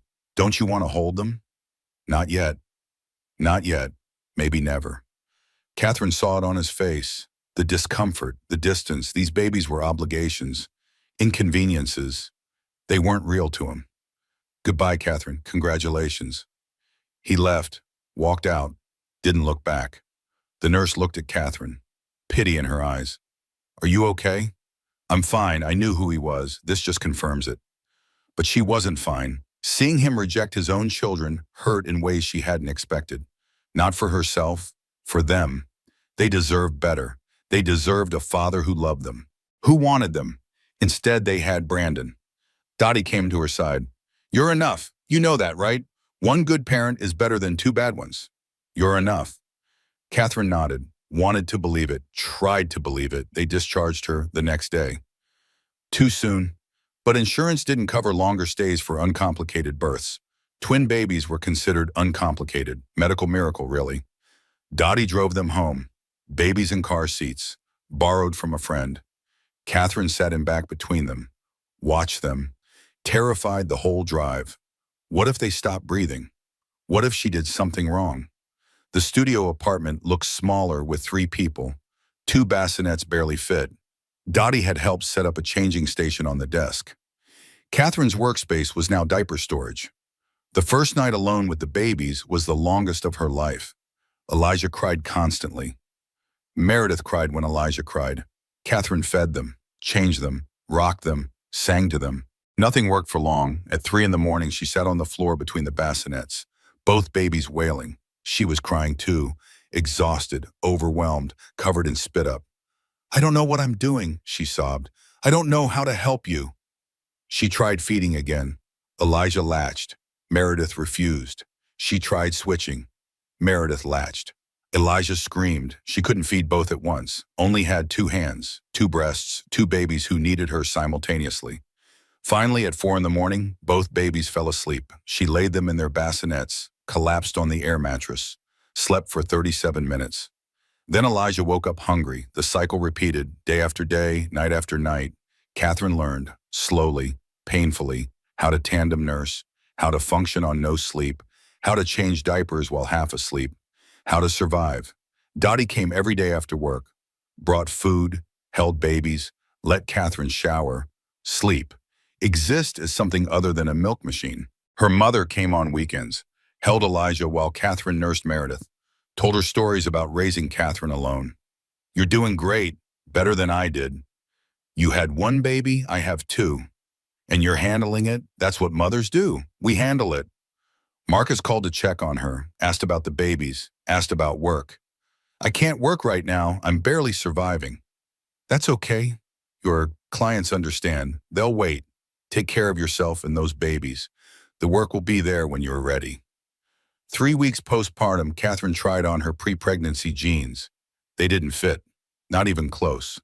She looked at herself in the mirror, soft belly, stretch marks, breasts enormous and leaking, hair limp, face exhausted. She looked like she'd been through war. She felt like it too. She sat on the floor, held the jeans, started crying, for no reason, for every reason. Postpartum hormones and sleep deprivation and grief for her old body. Then Meredith started crying. Then Elijah. Duty called. Catherine threw the jeans in the trash, put on stretchy pants, fed her babies, moved on. Small acceptance. She was different now. Her body was different. Her life was different, and mourning the old version was useless. This was who she was now. At 6 weeks postpartum, she went back to work. Limited hours, during naps, during the 3-hour window when Dottie took the babies so Catherine could function. She finished projects, delivered work. Her clients were understanding, grateful, referred her to others.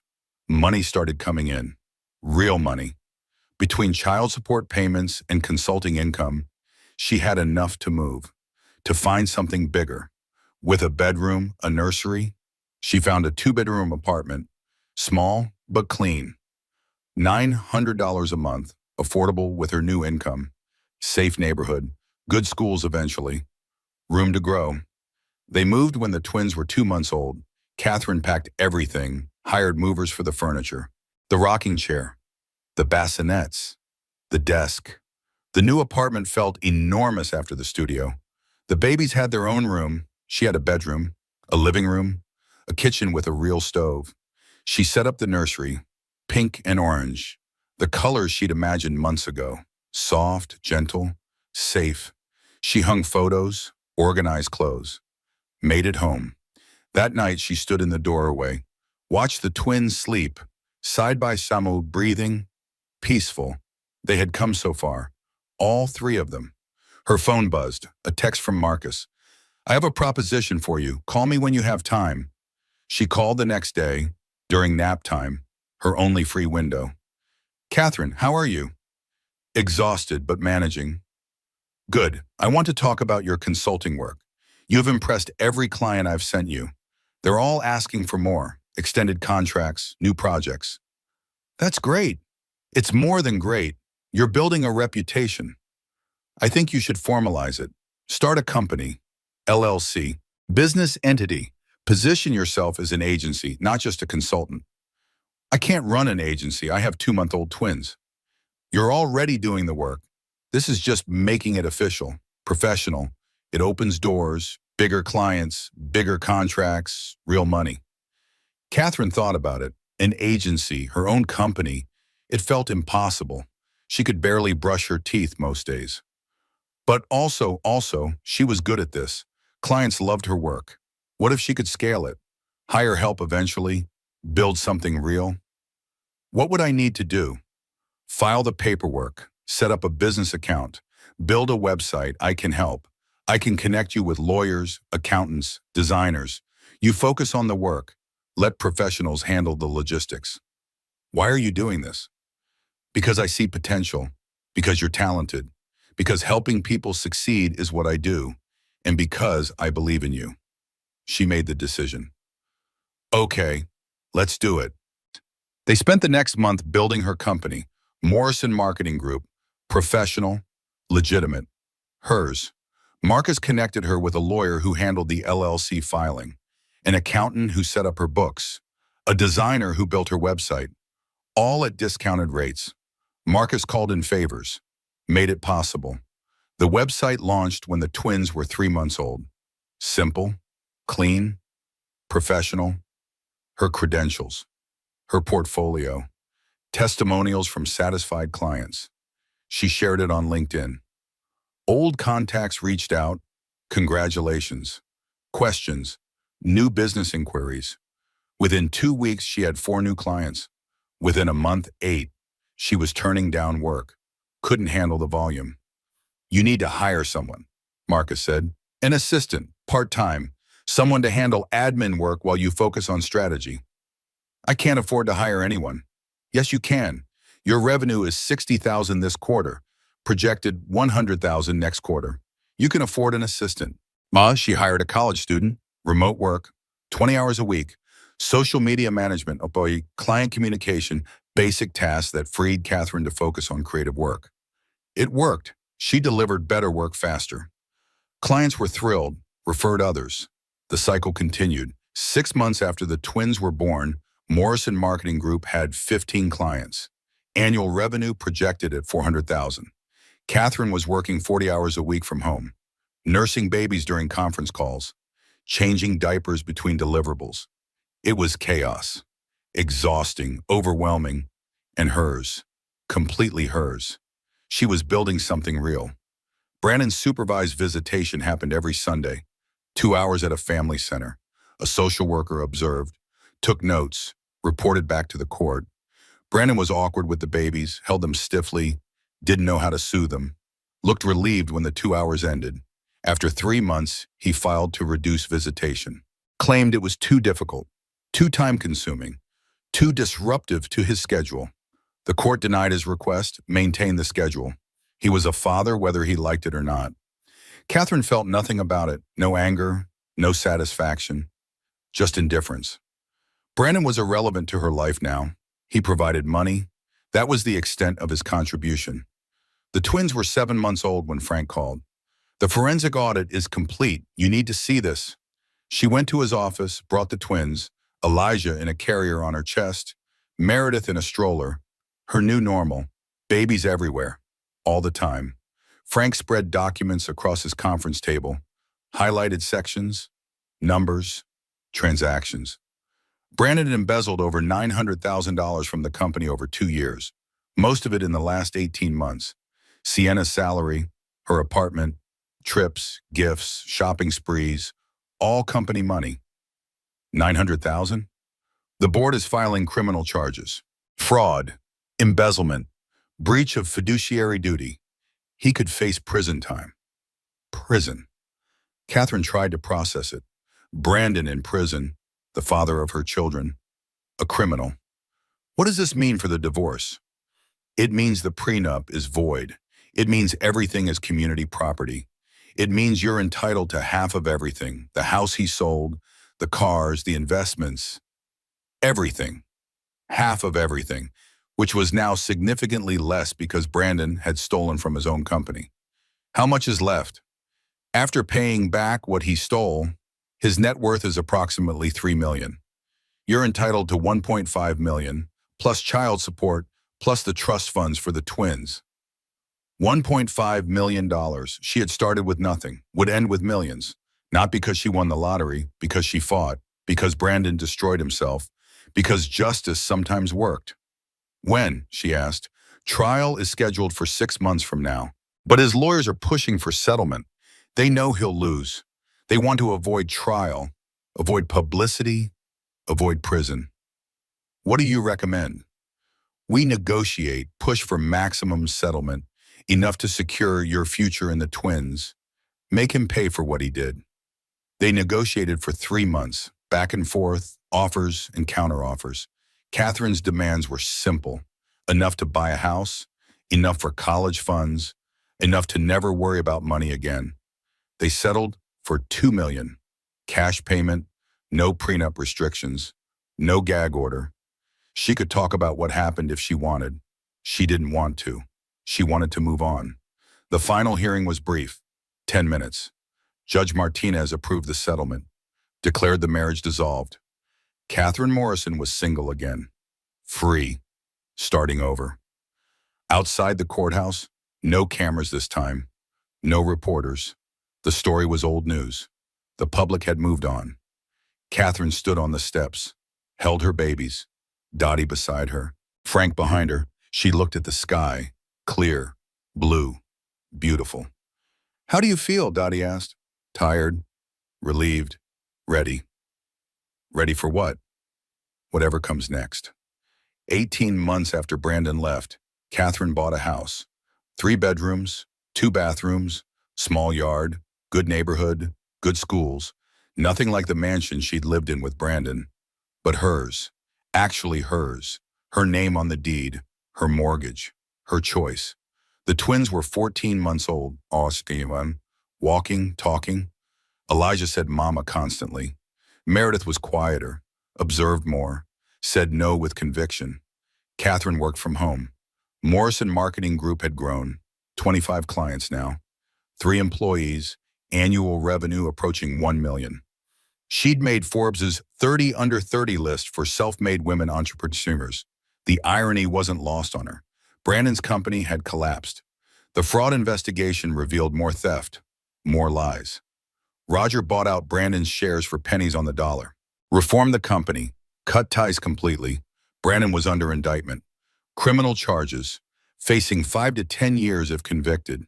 His lawyers were fighting, delaying, but the evidence was overwhelming.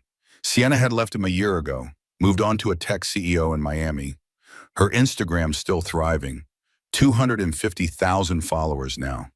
She posted bikini photos and product placements. Seemed happy, seemed unbothered. The world moved on. Catherine focused on her life, her children, her work. She hired a nanny, part-time, 4 hours a day, enough to work focused hours, enough to maintain sanity. Her mother visited weekly, played with the twins, brought groceries, told Catherine she was proud. You built a good life, a real life. Dottie was her business partner now. 20% stake in Morrison Marketing Group, official COO, managing operations while Catherine focused on strategy and clients. We're going to hit 7 figures this year, Dottie said over coffee. The twins played in bare feet, blocks, toys, chaos. I can't believe it sometimes. A year and a half ago, I was broke in a studio.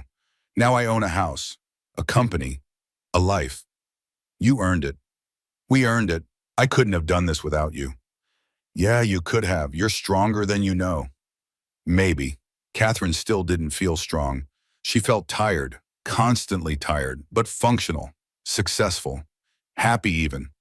The twins started daycare 3 mornings a week. Catherine worked those hours, then picked them up, played, fed them, put them to bed, worked more after they slept. The rhythm was exhausting but sustainable. At night, sometimes she lay awake, thought about Brandon, about the marriage, about who she'd been. She didn't miss him. She missed the innocence, the belief that marriage was forever, that love was enough, that people didn't just leave. But she'd learned. People did leave. Love wasn't enough.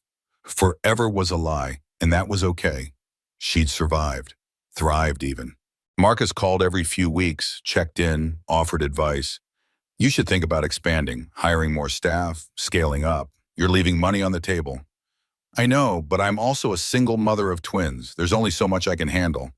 Fair, but think about it. You've built something valuable. Don't limit yourself out of fear. She did think about it. Thought about what she wanted, not just for herself, for her children. What example was she setting? Limit herself or reach higher? She decided to reach. She hired 2 more strategists, experienced marketers who could handle client work independently. She moved from doing everything to managing everything, harder than she expected. Letting go felt like losing control. But the company grew. 50 clients, annual revenue projected at $2 million. She was building something real, something that could last. The divorce trial would have been scheduled for this month, but the settlement had eliminated the need. No trial, no public spectacle, just quiet resolution. Catherine got a text from Frank. Brandon's criminal trial starts next week. Press will likely contact you for comment. Thought you should know. She didn't want to comment, didn't want to be part of that story anymore. She'd moved on, but reporters called anyway. Emails, messages. Catherine Morrison, the ex-wife who brought down a tech CEO. From abandoned to entrepreneur. How one woman's revenge built an empire. She ignored them all. Issued a statement through Frank. I'm focused on my children and my business. I have no comment on Mr. Ashford's legal troubles. The trial lasted 2 weeks. Catherine didn't follow it. Didn't read articles. Didn't watch news. She worked. Played with her babies. Lived her life. The verdict came on a Thursday. Guilty on all counts. Brandon was sentenced to 7 years in federal prison, ordered to pay back the embezzled funds, fined, destroyed. Catherine felt nothing, not vindication, not satisfaction, just emptiness. He'd destroyed himself. She'd just been collateral damage. That evening she sat with the twins, read books, played blocks. Meredith climbed into her lap. Elijah brought her his favorite toy. Simple moments. Perfect moments. Your daddy made bad choices, she said softly. Not sure if they understood. Not sure it mattered. But you're going to grow up knowing how to make good ones, I promise, Elijah laughed. Meredith kissed her cheek. Children didn't understand betrayal yet, didn't understand loss. They just knew love. Stability, safety. That was enough. Constance had called a few weeks ago, asked to meet. Catherine almost said no. Almost, but Constance had helped, had given her information, had chosen the babies over Brandon. That meant something. They met at a coffee shop. Constance looked older, tired. The trial had aged her. I'm sorry, Constance said, for everything, for not stopping him years ago, for enabling him, for the woman he became. He made his choices. You can't control that. I could have tried. I should have tried. Constance pushed an envelope across the table. This is information about the trust fund, Robert's trust for the twins. As trustee, I want you to have full access, full transparency. I've also added provisions for educational expenses, medical, whatever they need. Catherine opened the envelope, documents, account statements, $5 million per child, more than she thought. This is too much. It's what Robert wanted, what I want. I can't give them their father. He's gone to prison. But I can give them this, financial security, legacy, something good from this family. Will you see them, the twins, be their grandmother? Constance's eyes watered. If you'll let me, I don't deserve it. But I'd like to try. Catherine thought about it, about family, about what the twins deserved. They deserved to know their grandmother, the good parts of their father's family. Sunday afternoons, once a month. We'll start there, see how it goes. Constance nodded, grateful, relieved. Thank you. They talked for an hour about the twins, about Constance's late husband, about building something good from the wreckage. It wasn't forgiveness exactly, but it was something, a start. That Sunday, Constance came to Catherine's house, brought toys, age-appropriate, safe. She played with Elijah and Meredith, gentle, patient, grandmother energy.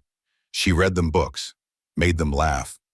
When she left, she had photos, memories, a place in their lives. She's good with them, Dottie observed. She is, not what I expected. People surprise you sometimes, for better. Catherine's business continued growing. She was approached by a larger firm, acquisition offer. They wanted to buy Morrison Marketing Group, $5 million, keep her on as CEO, scale nationally. She thought about it, talked to Marcus, to Dottie, no, to her accountant, $5 million, life-changing money, security forever, but also losing independence, answering to investors, boards, corporate structure. She declined, not yet. She wasn't ready to give up control. She'd worked too hard to build this. She'd reconsider in a few years, but not now. Instead, she expanded carefully, hired strategically, kept her independence, built her vision. The twins turned 2, birthday party in their backyard, small, intimate, family and close friends. Dottie, her mother, Constance, Marcus, Roger, the people who had stood by her. No press, no cameras, just cake and laughter and children playing. Elijah and Meredith smashed cake into their faces. Catherine took hundreds of photos, moments she'd treasure. Vivian pulled her aside. You did it, Catherine. You built a real life. I'm so proud. I was terrified, Mom. That whole first year, I didn't think I'd make it. But you did. You're stronger than you thought. I had help. Lots of help. Strong people ask for help. Weak people don't. You asked. That's strength. That night, after everyone left, Catherine cleaned up. The twins asleep upstairs. House quiet. She threw away paper plates, swept up cake crumbs, normal domestic tasks that felt meaningful. This was her life, her home, her family. Her phone buzzed, a text from an unknown number. She almost ignored it, then saw the preview. Catherine, it's Brandon. She stared at the message. He wasn't supposed to contact her. Court order prohibited direct communication. Everything went through lawyers. She opened it anyway. I know I'm not supposed to text you, but I wanted to say something before I go to prison. You were right about everything. I destroyed us. I destroyed myself. I don't expect forgiveness. I don't deserve it. But I want you to know I'm sorry for what I did to you, for abandoning our children, for being the villain in this story. You built something beautiful from the wreckage I left. The twins are lucky to have you. I hope someday they know their father was an idiot who lost everything that mattered. I'm sorry, Catherine, for all of it. She read it 3 times, felt nothing. The apology was 2 years too late. The acknowledgement meaningless now. He was sorry because he lost, not because he hurt her. She deleted the message, blocked the number, moved on. Upstairs, she checked on the twins, both sleeping peacefully. Elijah on his back, arms spread wide, taking up space. Meredith curled on her side, clutching her stuffed rabbit. Different children, different needs, perfect as they were. Catherine stood in the doorway, watched them breathe. These babies had saved her, given her purpose when she had none, given her strength when she thought she was weak, given her a reason to fight when giving up seemed easier. She'd built a life for them, a company for them, a future for them. Not Brandon's children, hers, completely hers. Thank you, she whispered to them, for making me a mother, for giving me a reason, for being mine. Tomorrow she had meetings, clients, deadlines. The chaos would continue. But tonight she had peace, the kind of peace that comes from surviving hell and finding yourself on the other side. Stronger, better, whole. She'd lost a marriage, found herself, lost security, built her own, lost faith in love, found faith in her own strength. The trade was worth it. 3 years later, Catherine stood on stage at the NASDAQ. Bell in hand, Morrison Marketing Group was going public. IPO day, the culmination of 5 years of work, of building, of fighting, of refusing to disappear. The twins stood beside her, 4 years old now. Elijah in a tiny suit, Meredith in a pink dress she'd insisted on, both confused about why they were here but excited by the cameras. Dottie stood behind them, COO, 20% owner, best friend, sister in every way that mattered. Marcus was in the front row, investor, advisor, the man who had believed in her when she was broke in a hospital bed. Her mother was there too, Vivian Morrison, 63 now, gray hair, proud smile, the woman who had shown Catherine what strength looked like. Even Constance had come, grandmother, Allie, the woman who had chosen right over easy, who visited every Sunday, who loved Elijah and Meredith fiercely. The countdown started. 10, 9, 8. Catherine thought about the journey, the suitcases by the door, the frozen bank accounts, the studio apartment, the hospital bed, the custody fight, the fear, the darkness, the moment she almost gave up. 7, 6, few. She thought about the small victories, the first client, the first employee, the first profit. Building something real from nothing, proving everyone wrong, proving herself right. 4, 3, 2. She looked at her children, the reason for everything, the babies who had been weapons in Brandon's hands. Now they were heirs to an empire. Not his empire, hers. 1. She rang the bell. The trading floor erupted. Applause. Cheers. Morrison Marketing Group's stock price appeared on the screen, opening at $32 per share. Her company was valued at $870 million. Her personal net worth, $435 million. She was a billionaire, self-made, self-built, self-proved. The twins clapped because everyone else was clapping. Elijah hugged her leg. Meredith reached for her hand. Catherine picked them both up, held them close. This moment, this victory, this life. What does this mean, Mama? Meredith asked. It means we worked hard, and hard work matters. Are we rich now? Elijah asked. We're secure now. That's better than rich. Interviews followed. Forbes, Bloomberg, Wall Street Journal. Everyone wanted the story. Abandoned pregnant wife becomes tech mogul. Revenge narrative. Underdog story. Catherine gave them a different narrative. This isn't about revenge. It's about resilience. It's about refusing to let someone else's choices define you. It's about building something meaningful from wreckage. I didn't do this to hurt anyone. I did it to save myself and my children. The reporters ate it up, wrote profiles, think pieces. Catherine Morrison, the billion-dollar comeback. How one woman turned betrayal into empire. The CEO who built success from nothing. She read them, felt odd seeing her life reduced to headlines, but also validated. She'd done it, actually done it. The impossible thing, the thing that seemed unreachable in the studio apartment, the thing she'd been too afraid to dream about in the hospital bed. She'd built an empire, on her terms, with her values, her vision. A week after the IPO, she bought a new house, bigger, better, 5 bedrooms, pool, guest house for Dottie, room for her mother to visit, space for the twins to grow, space for her to breathe.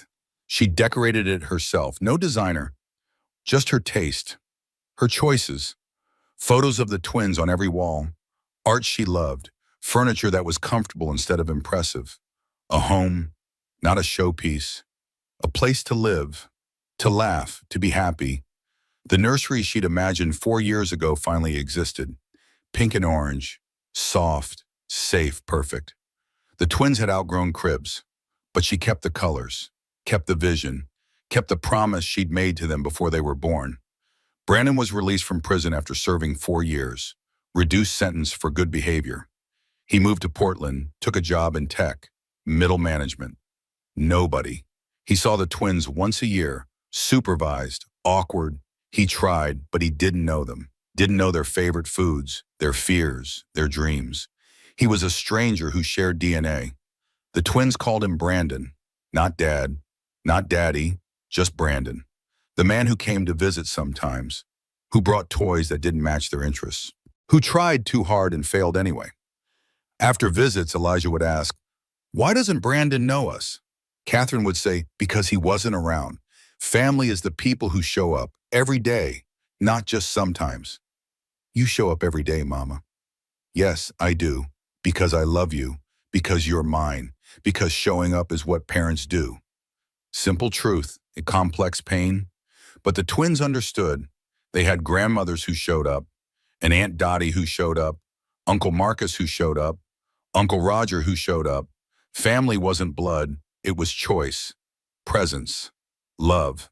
Morrison Marketing Group continued growing, acquired two smaller agencies, expanded to New York, Los Angeles, Chicago, national presence, 200 employees, annual revenue, 200 million.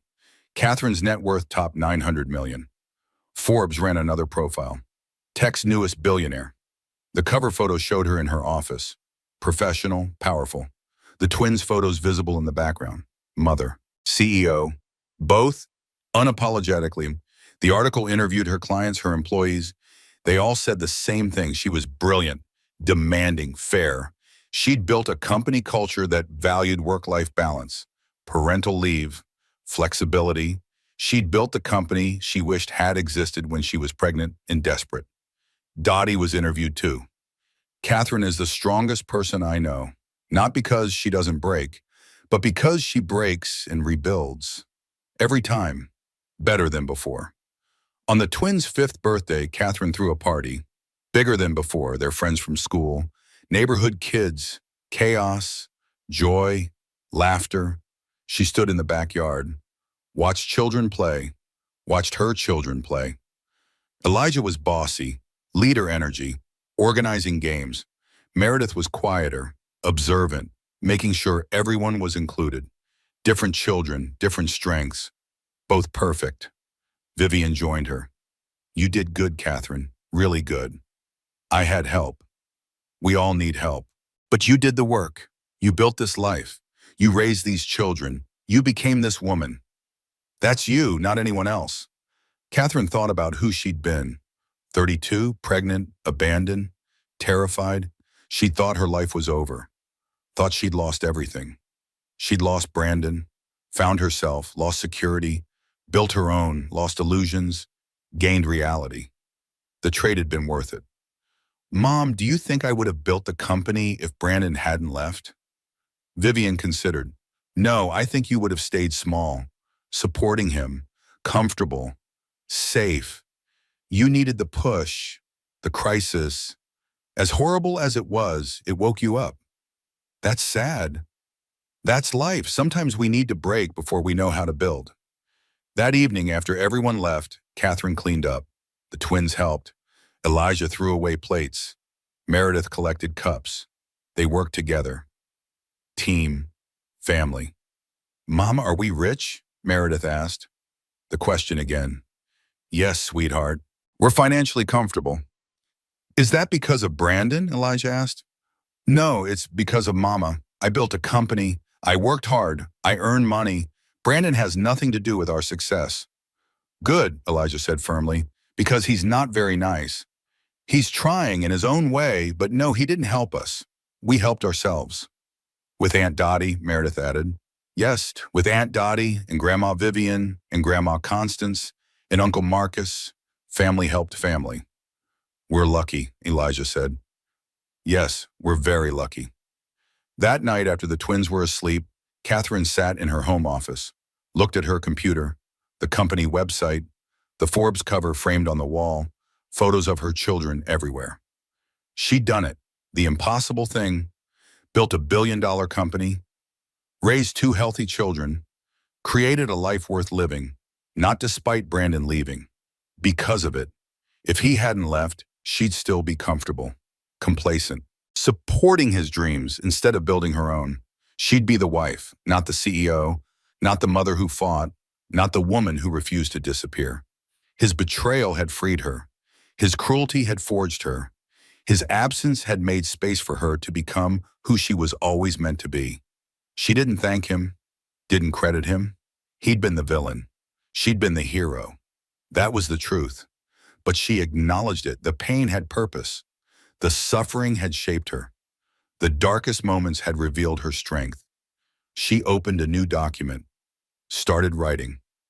Not a business plan, a letter to her children. For when they were older, for when they could understand. Dear Elijah and Meredith, By the time you read this, you'll be adults. You'll know the story, how your father left, how we struggled, how we built something from nothing. You'll have questions. I want to answer them now. Yes, I was devastated. Yes, I was terrified. Yes, I thought about giving up. But I looked at you, growing inside me, depending on me, and I realized I couldn't give up. You needed me to be strong, so I became strong. For you, because of you. Your father made a choice. He chose to leave. He chose easy over hard, new over real. He chose himself. That was his right, but it was also his loss. He lost us, the best things he could have been part of. He lost watching you grow, hearing your first words, seeing your first steps. He lost being your father in any meaningful way. I don't hate him. I feel nothing for him. He's irrelevant to our lives. He provides money. That's it. You're not his children in any way that matters. You're mine. You're ours. You're the family we chose and built together. I built Morrison Marketing Group for you, so you'd never depend on anyone, so you'd know that starting over is possible, that being left doesn't mean being less, that women can build empires alone, that mothers can be both soft and strong, that we don't need saving. We can save ourselves, your billionaire heirs, but not because you inherited money, because you inherit a legacy, a story, a lesson. That resilience matters, that character matters, that showing up every day matters, that love is action, not words. I'm proud of you, before you've even done anything, because you're mine, because I fought for you, because you're the reason I became who I am. Never let anyone make you feel small. Never let anyone define you. Never let anyone's choices limit yours. Your Morrison children. Strong, capable, loved. That's your inheritance. Use it well. Love always, Mama. She saved the document, dated it, filed it. Someday they'd read it. Someday they'd understand. For now, they were children, safe, happy, loved. That was enough. Catherine stood, stretched, walked to the window. The city lights spread below. Endless possibilities, endless futures. She'd come so far. From that studio apartment to this house, from broke to billionaire, from victim to victor. She'd written her own ending, not the ending Brandon intended, not the ending anyone expected, the ending she earned, through blood and sweat and tears and determination, through refusing to disappear, through fighting every single day. The story people told was revenge. Woman scorned, gold digger wins. But that wasn't her story. Her story was resurrection. Phoenix from ashes. Woman finds herself. Woman builds empire. Woman wins. Not against Brandon and against fear, against doubt, against the voice that said she wasn't enough, against everyone who expected her to fail. She'd proved them all wrong, including herself. Tomorrow she had meetings, investors, strategy sessions. The work continued, but tonight she had peace, satisfaction, joy, the kind of joy that comes from knowing you survived. You thrived, you won. Elijah and Meredith would grow up knowing their mother was strong. That strength looked like showing up, like doing hard things, like building something meaningful. They'd inherit money, but more importantly, they'd inherit the lesson, the truth, the story. You can lose everything and build it back better. You can be broken and become whole. You can be left and choose not to leave yourself. That was Catherine's legacy, not the money, not the company, the lesson, the truth. The proof that women don't need saving. They need space to save themselves, and when they do, they don't just survive. They soar. Catherine Morrison turned off the lights, walked upstairs, checked on her sleeping children one last time, kissed their foreheads, whispered, "I love you. You're mine. We're going to be okay. Better than okay. We're going to be extraordinary." She went to her own room, her own bed, comfortable, safe, hers. She lay down, closed her eyes, smiled. Tomorrow would bring new challenges, new opportunities, new victories, but tonight she could rest. She'd earned it. She'd won. Not just the divorce, not just the money, the war, the battle for herself, the fight to become who she was always meant to be.